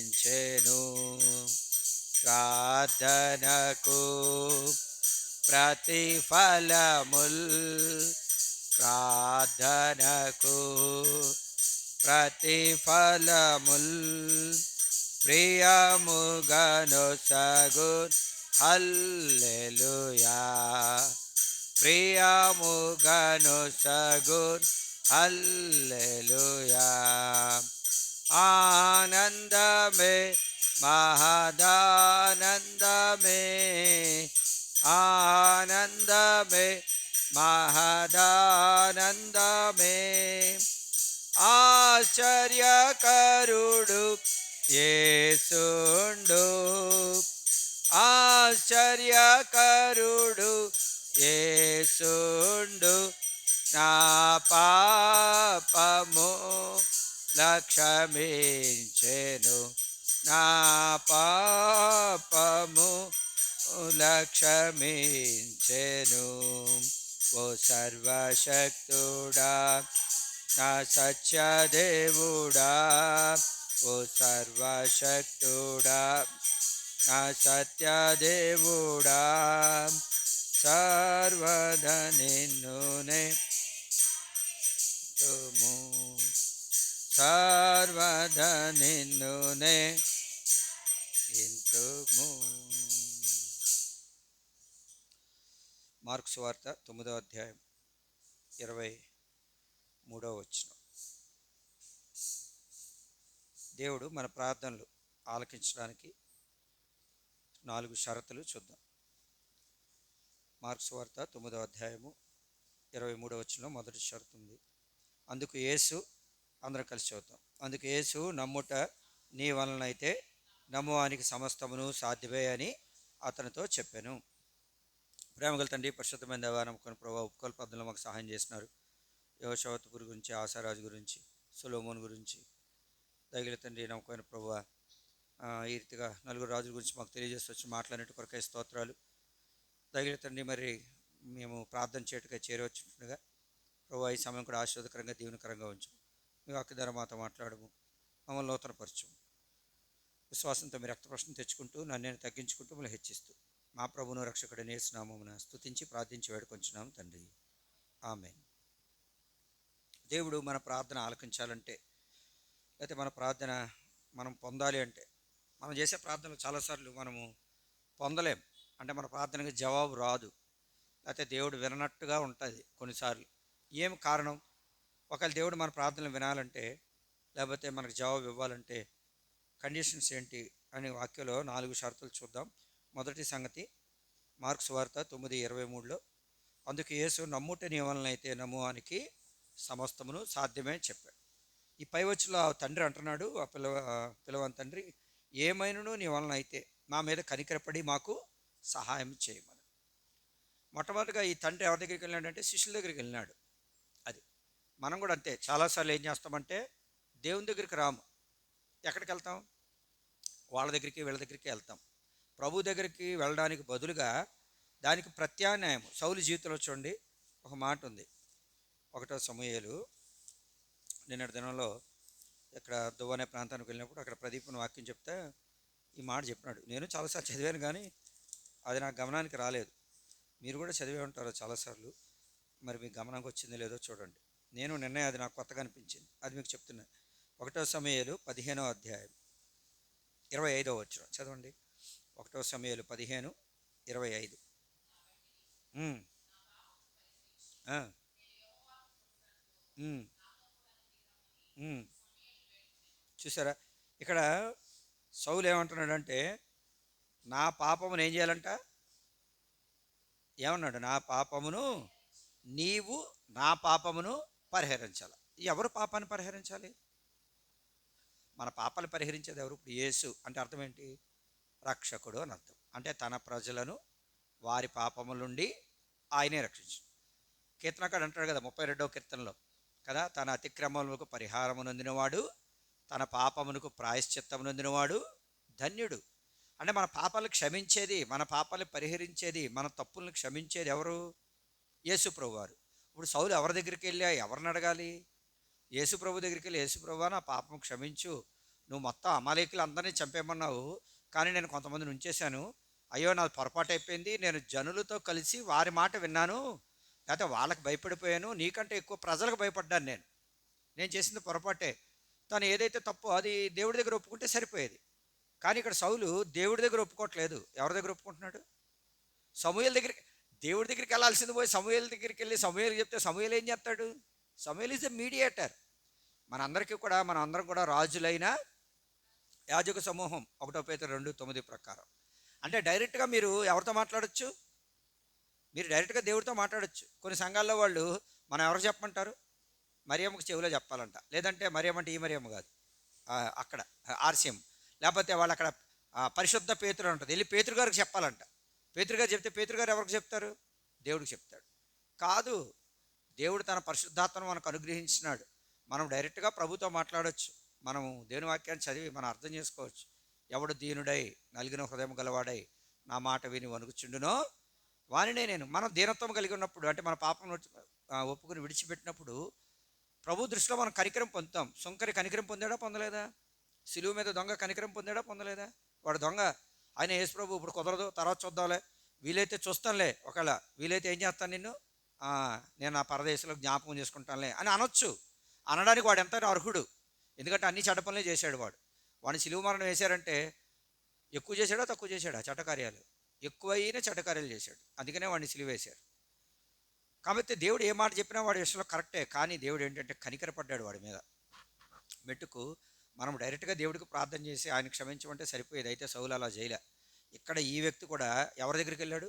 మార్క్స్ 9వ అధ్యాయంలో యేసుప్రభు వారు వచ్చే వరకు వెయిట్ చేస్తుంటే బాగుండేది, లేకపోతే శిష్యులు చేయగలరేమో అని వాళ్ళ దగ్గరికి వెళ్ళినాడు. వాళ్ళు చేయలేకపోయినారు, వాళ్ళ శక్తి చాలలేదు, ఎందుకంటే వాళ్ళకి తగినంత ప్రార్థనా జీవితం లేదు, లేదంటే తగినంత విశ్వాసం కూడా వారికి లేదు. మొట్టమొదటిగా మన జీవితంలో మన ప్రార్థన వినబడాలంటే యేసుప్రభు వారు అంటున్నారు అక్కడ మార్కు 9:23లో, నమ్ముట నీ వలన అయితే. ఇప్పుడు సమస్య ఏంటంటే ఏమి నమ్మాలి? బైబిల్ ఎందుకు చెప్పాను కదా, చాలా విషయాలు మనకు తెలిసినట్టుగా ఉంటాయి కానీ మనకేం తెలియదు అని నాకు చాలా టైం పట్టింది నాకు అర్థం అవ్వడానికి. మీకు అర్థమవుతుందా? అంతా తెలిసేమో బైబిల్ అనుకునేవాడిని, ఉట్టిదే ఏమీ తెలియదు. మనం చదివే కొద్దీ ఎదిగే కొద్దీ మనకి ఏమనిపిస్తుంది అంటే బైబిల్లో ఏం తెలియదు అనిపిస్తుంది మనకి. అది నేను ఎక్కడికి వెళ్ళినా క్విజ్ పెడితే ఫస్ట్ ప్రైజ్ ఎవరికి వచ్చేది? ఫస్ట్ ప్రైజ్ నాకే వచ్చేది. మీకు అర్థమవుతుంది? అసలు వేరే వాడికి రానిచ్చేవాడిని కాదు. క్వశ్చన్ అడగగానే నాకు చెప్పాను. క్లాస్ రూమ్లో అలాగే ఉండేవాడిని, బైబిల్లో అలాగే ఉండేవాడిని, అంత పట్టుదలగా ఉండేవాడిని. సంగతి ఏంటంటే బైబిల్లోని అర్థాలన్నీ చిన్నప్పుడు 7వ తరగతిలో ఉన్నప్పుడే నేను ఫుట్ నోట్లో కింద అర్థాలు ఉంటాయి కదా, అవి నేను ఆ పుస్తకాలలో రాసేసుకున్నాను. నేను ఈ బైబిల్లో కాదు, వేరే నోట్బుక్. అలాగే ప్రతిదీ బాగా క్షుణ్ణంగా చదివేసేవాడిని. కాబట్టి అబ్బో నేను ఇంత కాదు అంత కాదు అనుకునేవాడిని. అంటే పౌరుషంగా ఉండేవాళ్ళం. మెట్టుకు సంగతి ఏంటంటే మనం చదివే కొద్దీ దేవుని యొక్క వెలుగు మన మీద ప్రసరించబడితే తప్ప వాక్యం మనకేం అర్థం కాదు. ఇప్పుడు సరే, నమ్ముటి ఏమన్నా అయితే నమ్మువానికి సమస్తం సత్యం. అసలు ఏమి నమ్మాలా చెప్పాలి మీరు? నమ్మిక అనేది చాలా చిన్న మాట. బైబిల్ లాంగ్వేజ్లో దాన్ని ఏమంటారంటే విశ్వాసము అంటారు, అంటే ఫెయిత్ అంటారు, విశ్వాసం. తెలుగు భాషలో ఏమంటారంటే నమ్మడం అంటారు కదా. నమ్మడం అంటే మనకు తెలిసిన భాషనే కదా, తెలిసిన మాట నమ్మడం అంటే. ఏవి నమ్మితే నమ్ముటే ఏమన్నా అయితే నమ్మువానికి సమస్య. అంటే నువ్వు నమ్మితే నేను నీ కార్యం చేస్తాను అన్నాడు యేసుప్రభువారు. లేక నీ ప్రార్థన అంగీకరించబడుతుంది అంటే నువ్వు ఏది అడుగుతున్నావో అది నేను నీకు చేయగలను అని చెప్పాడు. మనకు అర్థమయ్యే భాషలో చెప్పుకోవాలంటే దాన్ని. ఇప్పుడు ఏది నమ్మాలా? అసలు ఈ నమ్మికకి పునాది ఏంటి? ఆరిజన్, మన నమ్మిక అనేదానికి ఫౌండేషన్ ఏంటి? చూడండి, రోమిలో రాసినటువంటి పత్రికలో ఏమి నమ్మాలి, లేకపోతే దాని ఫౌండేషన్ రాయబడింది ఇక్కడ 10వ అధ్యాయం 17వ వచనం. రోమా 10:17 చదవండి. ఆ, ఆ, నమ్మిక లేక విశ్వాసము. విశ్వాసం ఎలా కలుగుద్దంట? వినుట వల్ల కలుగుద్ది. అంటే ఏం వినాలి? ఆ మాటలు ఈ మాటలు, ముసలం ముచ్చట్లు, లేకపోతే సినిమా పాటలు, ఆ కథలు ఈ కథలు, అవన్నీ వింటే కలగదు. వినుట వల్ల విశ్వాసం కలుగుతుంది. వినుట దేనివల్ల? క్రీస్తును గుర్చిన మాట వల్ల కలుగుతుంది. అది అంటే నువ్వు ఏది నమ్మాలంటే దేవుని యొక్క మాటని నమ్మాలి. అది మీకు దానికి ఒక ఉదాహరణ చెప్తాను, ఇది అర్థం కావడానికి. నమ్ముటిని వాళ్ళని అయితే అన్నానికి. ఇప్పుడు అబ్రహాముకి దేవుడే చెప్పినంటే ఆదికాండం 22వ అధ్యాయంలో నీ ఒక్కగానొక్క కుమారుడిని నీవు ప్రేమించే సాకుని తీసుకుని ఏం చేయమన్నాడు? బలి అర్పించేమన్నాడు. దేవుడు అబ్రహాముతో ఇలా చెప్పలేదు. ఎలాగంటే నువ్వు బలి అర్పించడానికి వెళ్ళు, నువ్వు కత్తి పైకెత్తే అప్పుడు నేనేం చేస్తాను? పైనుండి అబ్రహామా అబ్రహామా అని పిలుస్తాను, కాబట్టి నువ్వు జాగ్రత్తగా అక్కడికి వెళ్ళే నేను చూసుకుంటాను అని చెప్పాడా? అని చెప్పాడా? ఏమండి మరి గారు చెప్పాడా? అలా చెప్పలేదు. లేకపోతే దేవుడు ఇంకోలా చెప్పలేదు. ఎలాగా? నువ్వు కత్తెత్తాన్ని వేసే తర్వాత వాడిని ఏం చేస్తాను? నేను మరలా బ్రతికిస్తాను అని చెప్పాడా? అది కూడా చెప్పలేదు. 2 మాటలు చెప్పలేదు. జస్ట్ నువ్వు కత్తెత్తు, నేను ఆకాశంలో పిలుస్తాను, అప్పుడు కత్తి దించదు కానీ అని చెప్పలేదు. చెప్పాడా? అంటే జరగబోయే సంగతి ఒక మాటలో చెప్పాలంటే తను రేపేం జరుగుద్దో అనేది అబ్రహాంకి తెలుసా తెలీదా? ఇప్పుడు ఇస్సాకుని తీసుకుని వెళ్తున్నాడు కదా, ఎక్కడికి వెళ్తున్నాడు? బలి అర్పించడానికి వెళ్తున్నాడు. అంతేకాదు ఒక మాటలో చెప్పాలంటే ఇస్సాకుని చంపేయడానికి వెళ్తున్నాడు, దేవునికి దహన బలి అర్పించడానికి వెళ్తున్నాడు. దహన బలి అర్పించేయాలి, దేవుడు దాన్ని అంగీకరిస్తాడు. దేవుడు అదేగా చెప్పాడు, ఒక్కగానొక్క కుమారుని తీసుకెళ్ళి దహన బలి అర్పించు, నేను నీకు చూపించిపోయే పర్వతం లేదా మోరే పర్వతం మీద అర్పించేయమని చెప్పాడు. అంటే ఇంక అది ఇస్సాక్ విల్ డై అంతే. దేవుడు చెప్పాడు నేను ఆయన అర్పించేయాలి అంతే. ఇంకా దేవుడు ఏం చేస్తాడు? దేవుడు ఆగమంటాడా, వద్దంటాడా, చచ్చిపోయిన తర్వాత వాళ్ళు లేపుతాడా అనేది అబ్రహాముకి ఏమీ దేవుడు చెప్పలేదు. చెప్పాడా? చెప్పలేదు. కానీ అబ్రహాం మరి ఏమి నమ్మాడు? ఇప్పుడు అది ప్రశ్న. నమ్ముటనే వలనైతే ఇప్పుడు జరిగిన స్టోరీ అంతా మనకు తెలుసు. ఇతను కత్తెత్తాడు, కత్తెత్తేటప్పటికి దేవదూత పిలిచాడు, అబ్రహామా చిన్నవానికి ఏమీ హాని చేయవద్దు, you are well done, you are appreciated, నువ్వు నెగ్గేసావు పరీక్షలో. అదొక పరీక్ష, అబ్రహాంకి నెగ్గేసావు. అది పరీక్షను కూడా దేవుడు చెప్పలేదు. మళ్ళీ చెప్పాడా? నేను పరీక్ష పెడతానంటే ధైర్యంగా వెళ్ళిపోతాం ముందుకి, కానీ అలా కూడా చెప్పలేదు దేవుడు. అది అంటే సంగతి ఏంటంటే అబ్రహాము యెహోవాను నమ్మెను, ఆయన అది అతనికి నీతిగా ఎంచాడు. అబ్రహాం ఏం చేశాడు? దేవుడు నమ్మాడు. ఏమి నమ్మాడు? ఇప్పుడు అది ప్రశ్న. నమ్ముటేనే ఏమలేదు. అబ్రహాం ఏమి నమ్మాడు అంటారు? ఇది అర్థం నాకు చాలా టైం పట్టింది. అంటే ఏమి నమ్మాడంటే దేవుని మాటను నమ్మాడు. దేవుడు ఏం మాట ఇచ్చాడు అబ్రహాంకి? నీ గర్భవాసమున పుట్టబోచున్నవాడు నీకేమవుతాడు? అదే మాట మీద దేవుడు ఏ మాట అయితే నీకు చెప్పాడో ఆ మాట మీదే సాతానుడు ఎదురుదాడు దిగుతాడు. గుర్తుపెట్టుకోండి. దేవుడు నిన్ను భయపడవద్దు అని, ఫర్ ఎగ్జాంపుల్ నీ వాగ్దానం ఈ సంవత్సరం దీనికంటే మరీ అధికంగా యెహోవా నీకు ఎగిరాడంటే అధికం సంగతి దేవుడు అన్ని షార్ట్ అంటే అన్ని తక్కువ వచ్చే పరిస్థితులు వస్తాయి. ఉండడానికి తిండి లేకపోవచ్చేమో, అటువంటి పరిస్థితి వస్తుంది. అలాగా మా సంఘ వాగ్దానం ఏంటంటే లాస్ట్ ఇయర్ నీ దేవుడు అని యెహోవా నీకు తోడైనాడు, నీకేమీ దేవుని నుంచి అన్నీ తక్కువే, కానీ దేవుడు ఏం చేసేవాడు? ఏమీ తక్కువ కాకుండా చేసేవాడు. ఇవ్వాల్సిన వాళ్ళు ఇచ్చే ద్వారాలు మూయబడ్డాయి, కొన్ని ద్వారాలు మూయబడ్డాయి. దేవుడు ఏం చేశాడు? ఒక ద్వారం మూయబడితే అంటే నీకు దేవుడు ఏ మాట అయితే చెప్పాడో దాని మీద సాతానుడు ఎదురుదాడి దిగుతాడు. ఇప్పుడు యేసుప్రభువు వారు పుట్టాలి ఈ లోకంలోనికి.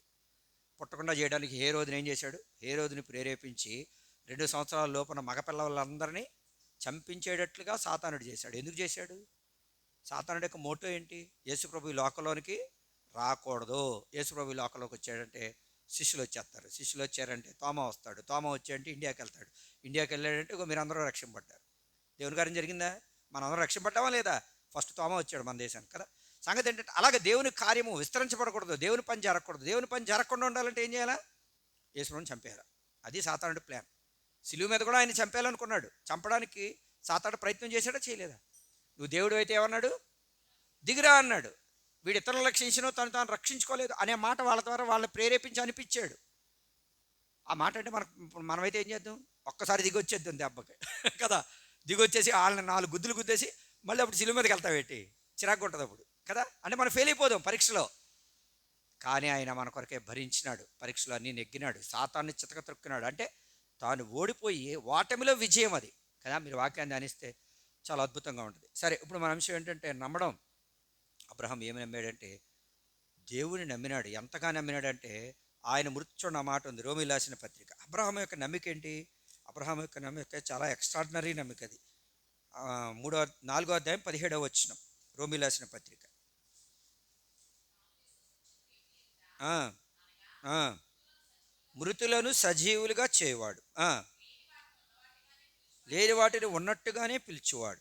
అది చాలండి. ఆ రెండు మాటలు నమ్మాడు. మృతులను అంటే ఏం చేస్తాడంట? బలర్పించమని. నేను బలర్పించేస్తాను, కానీ జీవాన్ని పుట్టించిన దేవుడు కదా. ఒకళ్ళు చంపేస్తున్నాడు అంటే చంపడం ఆయనకు వచ్చు, అంటే బ్రతికించడం కూడా, అది బ్రతికించడం కూడా ఆయనకు వచ్చు. నమ్మాడు. లేని వాటిని ఉన్నట్టుగా, అంటే లేని వాటిని ఉన్నట్టుగా పిలిచేవాడని ఎలా నమ్ముతున్నాడు? దేవుడు ఈ సృష్టిని చేసినప్పుడు అక్కడ ఏమీ లేదు, లేని దాంట్లో అంటే శూన్యములో నుండి ఏం చేశాడు? సమస్తాన్ని సృష్టించాడు. ఇప్పుడు మనం ఈ టేబుల్ తయారు చేయాలండి, కార్పెంటర్కి ఏమవ్వాలి? వాడిని అలాగ గాలిలో నుంచో పెట్టి చేసేయంటే చేస్తాడేంటి? అలా చేయడు. ఇప్పుడు మీరు తోడండమ్మా మందిరం అన్నాం, మీకు ఏమి ఇవ్వాలి? చేపు రోకుండా తుడిచి అంటే దేంతో తుడిచేస్తారు? ఇవ్వాలా వద్దా? మనం ఇవ్వలేదు ఇంకో అడుగుతారా అడగరా? ఇక్కడంటే మీకు తెలిసి ఎక్కడ ఉంటుందో, లేదా మా ఇంకోటి దగ్గరికి వచ్చారు, ఏమంటే చీపురు ఎక్కడ ఉందా అని అడుగుతాం కదా. మందిరం తోడాలంటే చీపురు ఇవ్వాలి కదా. చీపురికి ఇవ్వడానికి కుదరదు, మరియా నువ్వు తుడిచేయంటే పాస్టర్ గారికి అండి ఫోన్ చేస్తారు, దీవెన గారికి, పాస్టర్ గారికి మైండ్ పని చేయట్లేదు, చీపురు ఇవ్వట్లేదు, తుడిచేయమంటున్నారు, మీరన్నా చెప్పండి అంటావా అనవా? ఆ దేవుడికి అక్కర్లేదు. దేవుడికి ఏంటంటే లేని వాటిని ఏం చేస్తాడంటే ఆయన ఉన్నట్టుగా పిలుస్తాడు. శూన్యములో నుండి, అప్పుడు చీకటి ఉంది, అగాధ జలం మీద చీకటి కమ్మి ఉంటే దేవుడు అన్నాడు అప్పుడు వెలుగు లేదు, వెలుగు కలుగునుగాక అన్నాడు. శూన్యములో నుండి కలుగునుగాక అంటే కలిగి. చూసారా, సర్వశక్తిమంతుడు ఆయన. అబ్రహాం యొక్క నమ్మికది. అంటే వాగ్దానాన్ని నమ్మినాడు. ఒక మాటలో మన భాషలో మనం చెప్పుకోవాలంటే దేవుడు ఏదైతే వాగ్దానం చేసినాడో ఆ వాగ్దానాన్ని నమ్మినాడు. దేవుడు అన్నాడు ఆకాశ నక్షత్రాలు లేని ఈ సంతానాన్ని ఏం చేస్తాను? విస్తరింపజేస్తాను అన్నాడు. అంటే అబ్రహాంకి అర్థమైపోయింది దేవుడు ఇది నాకు ఒక పరీక్ష అని అబ్రహాం ఎరుగును. అది ఖచ్చితంగా ఈ పరీక్షలో నేను నెగ్గుతాను, లేకపోతే నా దేవుడు ఎవరో నేను నమ్మిన వాని గురించి నేను సిగ్గుపడినాడు యోబు. అది సంగతి ఏంటంటే అందుకనే వారు గొప్ప గొప్ప భక్తులైనారు. మనం కూడా ప్రభువుని ఎరగాలి. ఆయన ఎటువంటి వాడో, ఆయన ఎవరో మనం ఎరగాలి. ఆయన ఎవరో ఎరిగితే మన జీవితం చాలా ఈజీగా, అది అలలైనా ఇంకోటైనా సింహాల పోయినైనా ఎర్ర సముద్రమైనా మనం ఏం చేస్తాం? నడిచి వెళ్ళిపోతాం ముందు. అవి మనల్ని ఏం చేయలేవు. అది నమ్మడం. మనం ప్రభువుని నమ్మితే దేవుడు ఏం చేస్తాడు? గొప్ప కార్యములు చేస్తాడు. నమ్ముట నీ వలన అయితే నమ్మువానికి సమస్తము సాధ్యం. అక్కడ తండ్రి అంటున్నాడు మార్కు సువార్త 9వ అధ్యాయంలో, నమ్ముచున్నాను ప్రభువా, అపనమ్మకం ఉండకుండా నాకు సహాయం చేయి. అది మొదటి సంగతి, నమ్ముట. నమ్మితే మన ప్రార్థన వినబడుతుంది. రెండవది చూడండి, మన ప్రార్థన వినబడాలంటే ఏం చేయాలి? యోహాను సువార్త 15వ అధ్యాయము 7వ వచనం. యోహాను సువార్త 15వ అధ్యాయము 7వ వచనం.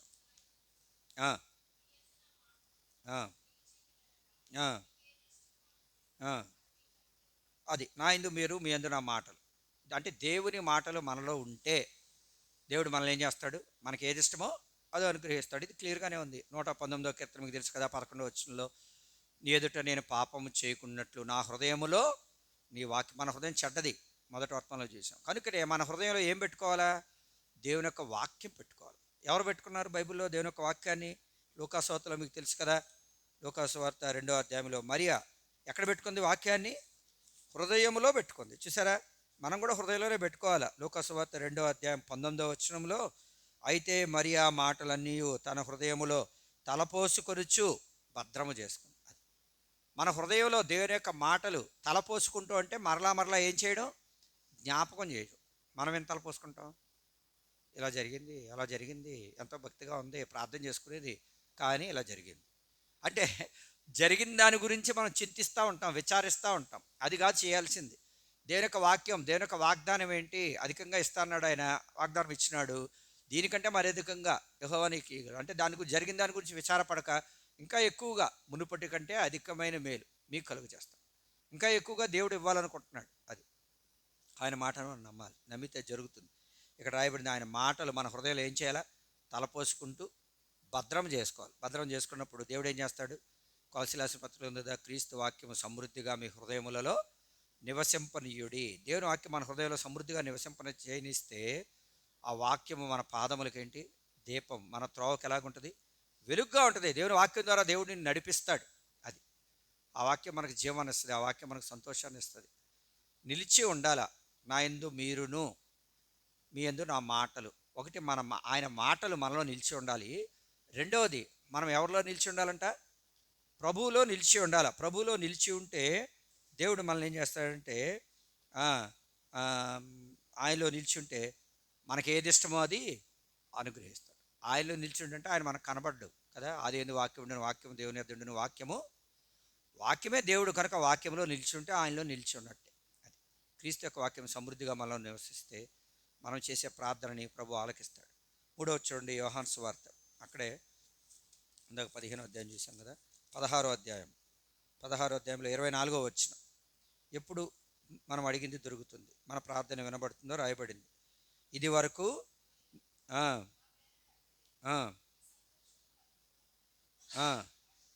మీ సంతోషం పరిపూర్ణమవుతుంది. అది మన సంతోషం పరిపూర్ణమవుతుంది. అడిగితే దొరుకుతుంది. అసలు ఎప్పుడు మన సంతోషం పరిపూర్ణం అవుతుంది? వాక్యానుసారం లోక సంబంధం అనుకోండి, పెళ్ళి అయితే సంతోషం పరిపూర్ణం అండి, గవర్నమెంట్ జాబ్ వస్తే సంతోషం అండి, మంచి ఇల్లు ఉంటే సంతోషం, 1 ఎకరం పొలం ఉంటే అవి కాదు. అవన్నీ భూసంబంధమైన ఆశీర్వాదం. వాక్యానుసారముగా మన సంతోషం ఎప్పుడు పరిపూర్ణం అవుతుంది? కీర్తన 16వ అధ్యాయం 11వ వచనంలో, నీ సన్నిధిని సంపూర్ణ సంతోషము కలదు, నీ కుడి చేతిలో నిత్య సుఖములు కలదు. అంటే మన సంతోషం ఎక్కడ పరిపూర్ణమవుతుంది అంటే దేవుని సన్నిధిలో పరిపూర్ణమవుతుంది. అంటే ఎవడైతే దేవుని సన్నిధిని కలిగి ఉన్నాడో వాడు అడిగింది ప్రభు ఏం చేస్తాడు? ఇస్తాడు. అది సంగతి. ఎవరు కలిగి ఉన్నారు ఆయన సన్నిధిని? చూడండి, ఆదికాండం. అబ్రహాం గురించి ఒక మాట రాయబడింది. ఆదికాండంలో అబ్రహాం ఇంకా అంటే ఎక్కడ నిల్చున్నాడంటే 18వ అధ్యాయం 22వ వచనం. ఆదికాండం 18:22.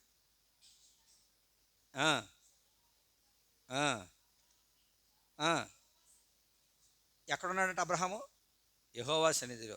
ఇంకొక ఆశ్చర్యకరమైన మాట ఏంటంటే ఇక్కడ చూడండి, 33వ వచనం 18వ అధ్యాయం ఆదికాండం. చాలండి. ఎవరు వెళ్ళిపోయారు ఫస్ట్? యెహోవా వెళ్ళిపోయాడా? అబ్రహాం వెళ్ళిపోయాడా?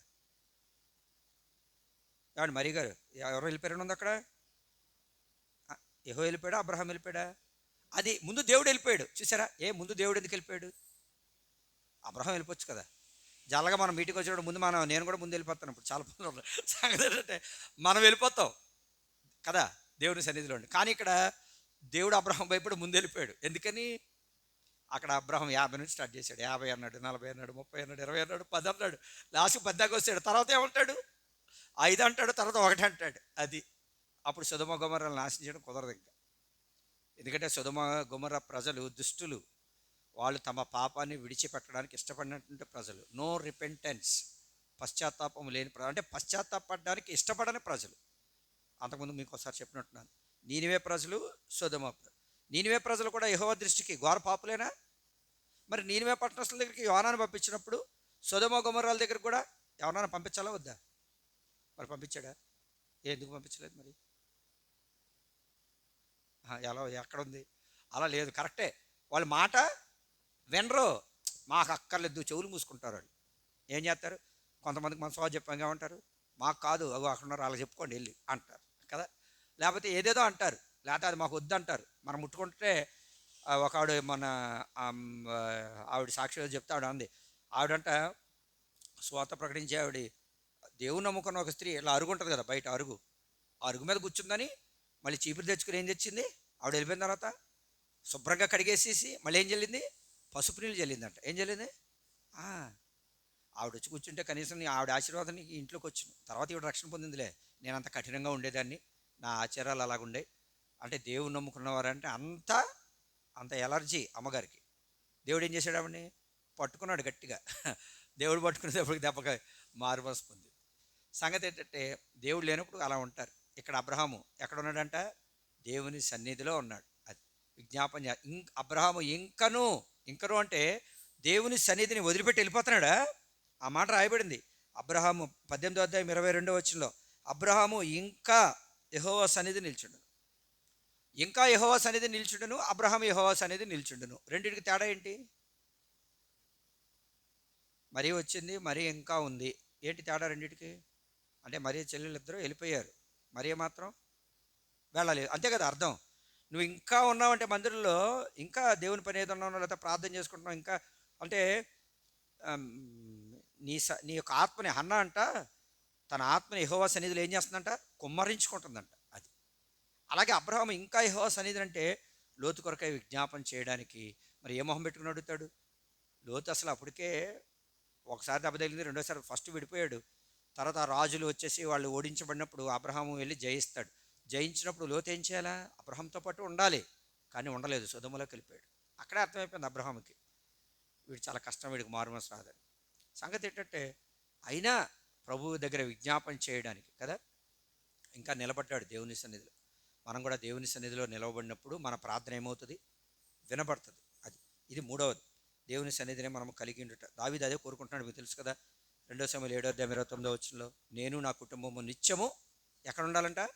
నీ సన్నిధిని ఉండునట్లుగా దానిని ఆశీర్వదించుము అన్నాడు. అంటే ఆశీర్వాదం అనేది, నిజమైన ఆశీర్వాదం ఎక్కడొస్తుందంటే దేవుని సన్నిధిలో మన పిల్లలు ఉంటేనే నిజమైన ఆశీర్వాదం. దేవుని సన్నిధిలో లేకుండా వాళ్ళు ఎన్ని కోట్లు సంపాదించినా ఒక విశ్వాసులైనటువంటి తల్లిదండ్రులకి ఎంత మాత్రం సంతోషం కాదు. అది సంతోషం కాదు. ఎందుకంటే సర్వలోకాన్ని నువ్వు సంపాదించుకున్నప్పటికీ దేవుని సంపాదించుకోలేకపోతే, దేవుని సన్నిధిలో నిలబడలేకపోతే ఏం ప్రయోజనం? నరకానికి పోతాం. అది కనుకనే దేవుని సన్నిధి అనేదే మనకి చాలా చాలా ఇంపార్టెంట్. అది మూడవది. అది ఎవరైతే కలిగి ఉండి ప్రార్థన చేస్తారో వారి ప్రార్థనలు వినబడతాయి. చివరిగా చూడండి 1 యోహాను 5వ అధ్యాయం. ఎవరి ప్రార్థన వినబడుతుంది అంటే ఇక్కడ ఒక మాట ఉంది. 5వ అధ్యాయం 15వ వచనం, 14వ వచనం.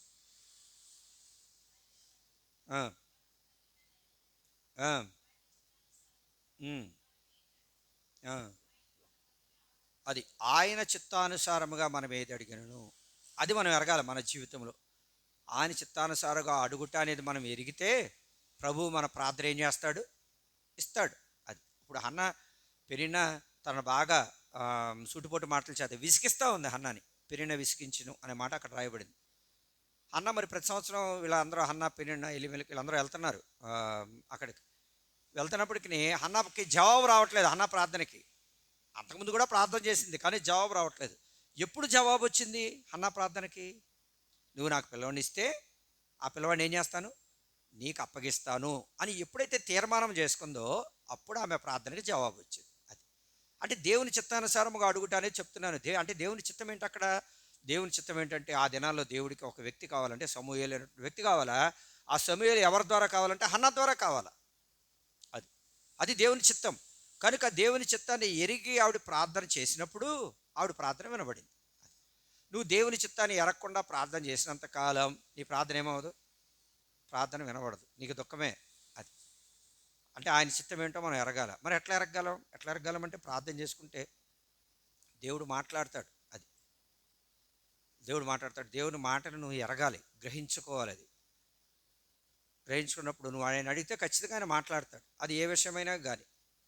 అది నువ్వు ఎరగాలంటే ప్రభు చిత్తాన్ని ముందుగా బయలుపరచబడిన దేవుని చిత్తాన్ని మనం చేయాలి. అంటే మీరు పరిశుద్ధులగుటే దేవుని చిత్తము, లేకపోతే ఎడతెగక ప్రార్థన చేయట ప్రభువు చిత్తము, లేకపోతే దుర్నీతిలో నుండి తొలగిపోవట ప్రభువు చిత్తము. ఇట్లా ఏదైతే దేవుని వాక్యములో బయలుపరచబడిందో ముందుగా దాని ప్రకారం మనం నడుచుకున్నప్పుడు ప్రభు ఏంటంటే నీ వ్యక్తిగత జీవితంలో ఆయన చిత్తాన్ని నీకు బయలుపరుస్తాడు.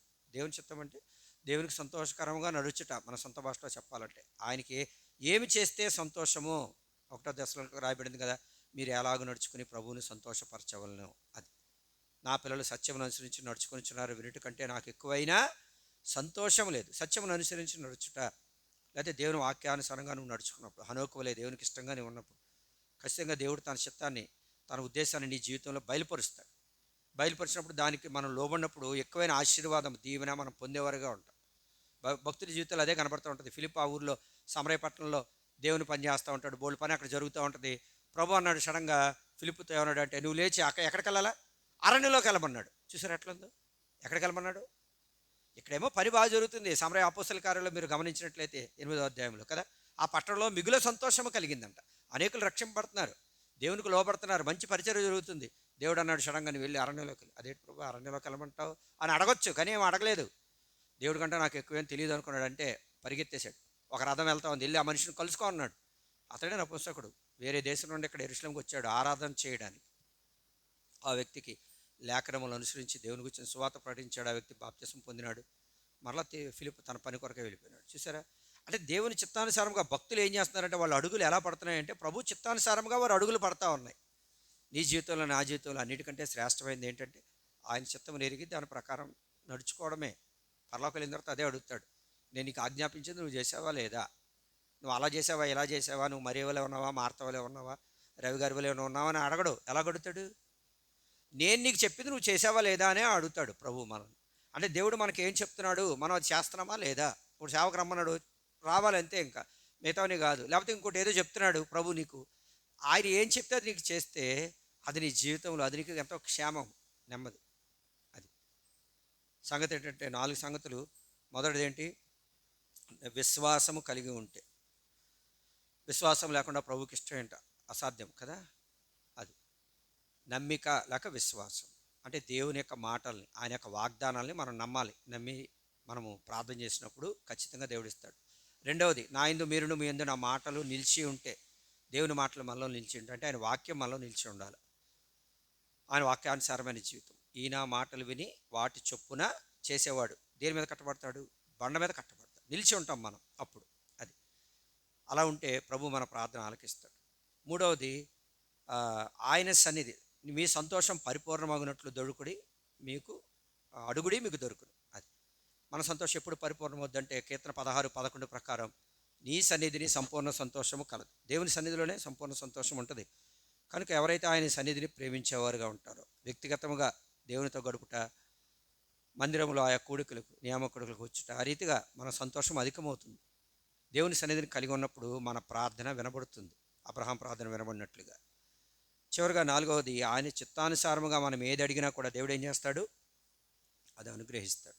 హన్న దేవుని చిత్తాన్ని ఎరిగి ప్రార్థన చేసింది. ప్రార్థన చేసినప్పుడు హన్న పొందుకుంది కదా. ఒక సమూహంలో కాదు, దేవుడు తర్వాత అన్నకు పిల్లల్ని ఇచ్చాడే ఇవ్వలేదా? ఇచ్చాడు. 3 మగపిల్లలు 2 ఆడపిల్లలు ఇచ్చినాడు. అది సంగతి. ఆ రీతిగా దేవుడు అన్యాయస్తుడు కాదు. అది దేవుడు అందరికీ మేలు చేసేవాడు. దేవుడు ఈ కొద్ది మాటలు మన వినికిడిలో దీవించడం కాదు. మొదటగా నేను ప్రార్థన చేస్తాను, ఆశీర్వాదించి వెళ్తాను. ఆ తర్వాత మీరు ప్రార్థన చేసుకుంది.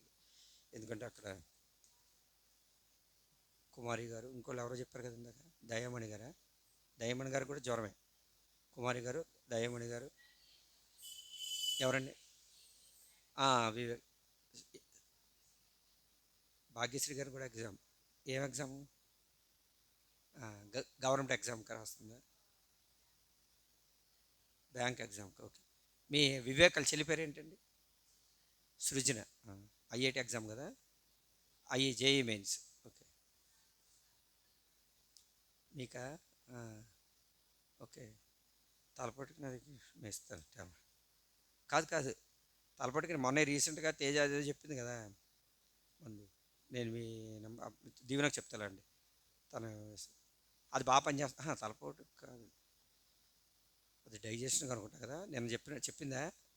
మీరేనా పెట్టింది జాయక్క? మీరుగా జాయక్క పెట్టినట్టుంది. డైజెషన్ అది గ్యాస్ట్రిక్ ట్రబుల్ పెట్టి కడుపులో బాగోపోతేనే తలకు వస్తుంది.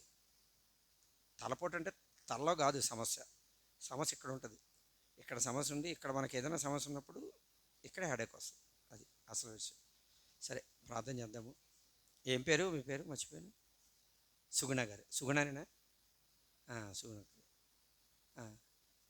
సుగుణ సృజన పెర్సిస్ గారు.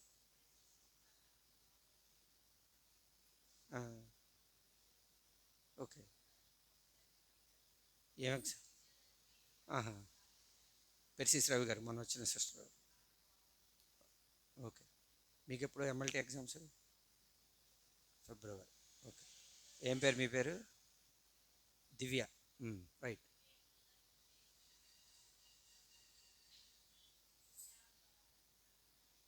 ఓకే. ఓకే. శ్యామ్. ప్రేమగల తండ్రి, పరిశుద్ధమైన దేవా, నమ్మకం ప్రభా, నీ ప్రియులతో కలిసి నేను కూడా ప్రార్థన చేయడానికి, మీ వాక్యం కొన్ని సంగతులు చూడడానికి సహాయపడినందుకే స్తోత్రాలు. మీ వాక్యం మమ్మల్ని పురుకొల్పేది, ఆదరించేది, బలపరిచేది, నడిపించేది. అందుకొరకే స్తోత్రాలు, వందనాలు చెల్లిస్తూ ఉన్నాం. దయగల తండ్రి, నమ్మకం ప్రభువా, నమ్మిక కలిగి విశ్వాసం కలిగి ప్రార్థన చేసినప్పుడు మా ప్రార్థన ఆలకించేవారు. మీ యందు ప్రభా మా మాటలు మీలో నిలిచి ఉన్నప్పుడు నిలిచి ఉండి మేము ప్రార్థన చేస్తే మీరు అంగీకరించేటువంటి దేవుడు. దయగల దేవా, మీ చిత్తానుసారముగా అడిగినప్పుడు ప్రభా మీరు ఆలకించేటువంటి దేవుడు. అందుకొరకే మేము స్తుతించి గణపరిచి ఆరాధిస్తున్నాం. మీ సన్నిధిని మేము కలిగి ప్రార్థన చేసినప్పుడు మా ప్రార్థన త్రోసివేకి అంగీకరించే దేవుడు. అందుకొరకే మీకు స్తోత్రాలు. పరిశుద్ధమంతండి, మా మధ్యలో తీసుకురాబడిన ప్రార్థనా మనవుల కొరకై వందనాలు, స్తోత్రాలు. సృజన మరి ఐఐటి జేఈ మెయిన్స్ ఎగ్జామ్ ఉంది, జ్ఞాపకం చేసుకోనండి, బలపరచండి. వివేకను కూడా జ్ఞాపకం చేసుకోనండి ప్రభానైనా, తను కూడా బలపరచండి, ఆత్మీయంగా స్థిరపరచండి, నూతనపరచండి. మీలో నుండి తొలగిపోకుండా కృపను అనుగ్రహించండి. సృజనను కూడా బలపరిచి జ్ఞానం వివేకం అనుగ్రహించి ఎగ్జామ్ చక్కగా రాయడానికి సహాయించండి. జోనాథన్ కూడా మరి ప్రభా ఎగ్జామ్స్ ఉన్నాయి, జ్ఞాపకం చేసుకుని సహాయపడండి. మరి పెర్సిస్ రవి గారి యొక్క కుమారుడు, తను కూడా జ్ఞాపకం చేసుకుని బలపరచండి. మంచి జ్ఞానం వివేకం దయచేసి ప్రభా నేను చక్కగా ఎగ్జామ్ రాయడానికి సహాయపడండి. అదే రీతిగా సుగుణక వాళ్ళ అమ్మాయి కొరకు కూడా ప్రార్థన చేస్తున్నాం. తనకు కూడా బ్యాంక్ కోచింగ్ అవి తీసుకుంటూ ఉంది. తనకు కూడా మరి బ్యాంక్ ఎగ్జామ్స్ రాయాలి, జ్ఞాపకం చేసుకుని సహాయపడండి. తగిలితండి మంచి జ్ఞానం అనుగ్రహించండి, కృప చూపించండి. మీ చిత్తమైతే ఉద్యోగం సంపాదించుకోవడానికి కృపను అనుగ్రహించండి. మరియా వాళ్ళ సిస్టర్ దివ్య కొరకే కూడా ప్రార్థన చేస్తున్నాం. తనకు కూడా ఎమ్మెల్టీ ఎగ్జామ్స్ ఫిబ్రవరిలో ఉన్నాయి, జ్ఞాపకం చేసుకుని సహాయం చేయండి. దయగలుగుతండి నమ్మకమైన ప్రభావ బలపరచండి, మీ హస్తం తోడుగుంచండి. సర్వశక్తి గెలుతండి నమ్మకమైన ప్రభావ మెర్సీ కొరకే ప్రార్థన చేస్తున్నాం. ప్రభా నాయన వారికి మంచి ఆరోగ్యాలు దయచేయండి, కృప చూపించండి. ఆదిత్య కళలో మరి ప్రభు ఇంజనీరింగ్ చదువుతూ ఉంటుండగా మరి నాయన తగిన జ్ఞానం తెలివేకం అనుగ్రహించండి. మీ సరైన తోడుగా ఉంచండి. పరిశుద్ధమైన దేవా, నమ్మకమైన ప్రభు మీకు వందనాలు, స్తోత్రాలు. ఈ నెలలో మరి జరగవలసిన వివాహాల కొరకు కూడా ప్రార్థన చేస్తున్నాం. రేపటి దినం 23వ తారీఖున మరి దగిలితండి అబ్రహాం సారా గారి వాళ్ళ కుమార్తె వివాహం గాంధీనగర్లో ఉంది. ప్రభు నాయన అది జయరాజు గారు కూడా అటెండ్ అవ్వాల్సి ఉంటుండగా మీ దాసుని సకాలంగా నడిపించి మరి వర్తమానంలో సహాయపడి ఆ వివాహము ఘనంగా జరిగిన బట్లో కృపను అనుగ్రహించండి. నోవా గారి వివాహం కూడా ఉంది. మరి ఆహరణ్ గారి బంధు దగిలితండి 29వ తారీఖు 30వ తారీఖులో నోవా వివాహము. తిరిగి జనరల్ గారు మరి బర్ణబాస్ గారు వాళ్ళ అమ్మాయి తిరస వివాహం కూడా ఉంది. జ్ఞాపకం చేసుకుని సహాయపడండి. ఆ సమయాలంతా ఆశీర్వాదకరంగా దీవెనకరంగా ఉంచండి. దయగల దేవ, నమ్మకమైన ప్రభు కనికరం తండ్రి మేలు కొరకే జ్ఞాపకం చేసుకోండి. ఇక్కడ వచ్చిన ప్రతి సహోదరి కొరకే మీకు ఎంతో వందనాలు, స్తోత్రాలు. వారిని దీవించి ఆచరించండి. మీ సన్నిధికి అంత వారి మీద ప్రకాశింపజేసి కరుణించండి. వారి యొక్క ఏ భారములు, ఏ ఇరుకులు, ఏ ఇబ్బందులు ఉండా వెళ్తున్నారో కనికరించము ప్రభా నాయన. మీ సన్నిధిని తోడుగా ఉంచము దేవానాయన. నీవు నడుచు మార్గమంతట్లో నీ దేవుడైన యెహోవా నీకు తోడైండునని యెహోషువ గ్రంథం 1వ అధ్యాయం 9వ వచనం ఈ సంవత్సరం ఇచ్చిన వాగ్దానం వారి పక్షంగా నెరవేరుస్తారండి. మీరు మాకు తోడుగా ఉంటే అది గాఢాంధ కర్పలో అయినప్పటికీ, ఎర్ర సముద్రం అయినప్పటికీ, సింహాలు పోయినప్పటికీ ధైర్యముగా మేము ముందుకు వెళ్ళగలం తండ్రి. మీ సన్నిధి యొక్క స్పర్శ ప్రభావ మాకు అనుగ్రహించండి దేవానాయన. కృపను అనుగ్రహించండి. మీకు ఇష్టలుగా ఈ భూమి మీద బ్రతకడానికి శక్తిని అనుగ్రహించండి. మీ దాసుని రవి గారి కొరకే స్తోత్రాలు, వందనాలు. దీవెన గారి కొరకు వందనాలు. ఇక్కడ వారు చేసిన పరిచయ కొరకే స్తోత్రాలు, వందనాలు. దీవించండి, ఆశీర్వదించండి, బలపరచండి. దగిలితండి ఈ సేవను వృద్ధిపరచండి. మరి దగిలితండి వేలువెల్లో కూడా మరి పరిచయం జరుగుతుండగా జ్ఞాపకం చేసుకుని సహాయపడండి. తేజ జోయక్క వాళ్ళందరూ కలిసి రంపచోడవర ప్రాంతాల్లో సువార్త కొరకే వెళ్ళినారు. అక్కడ సువార్త జరుగుతూ ఉంది. ప్రభావ మీ సన్నిధిని తోడుగా ఉంచి కొంతమంది ఆత్మలు రక్షణ బట్టులో సహాయపడుతారండి, బలపరచండి. మీ దగిలస్తుని తోడుగా ఉంచండి. ఆదివారం మా ప్రభుదినం కొరకు కూడా మనం సిద్ధపరచండి. మీ సన్నిధిని తోడుగా ఉంచండి. వందనాలు చెల్లించుకుంటూ వాళ్ళు ఘనపరిచి ఆరాధిస్తూ మా ప్రభును రక్షకుడని యేసునామమున స్తుతించి ప్రార్థించి వేడుకొంచున్నాము తండ్రి. ఆమెన్. మన తండ్రి దేవుని ప్రేమ, ప్రభువైన యేసుక్రీస్తు వారి కృప, పరిశుద్ధాత్మ కన్యను సహవాసము ఆదరణ మనకి ఇప్పుడు ఎల్లప్పుడూ సదాకాలం తోడేండి నడిపించును గాక. ఆమెన్. మీరు ప్రార్థన చేయండి ఒకరి తర్వాత.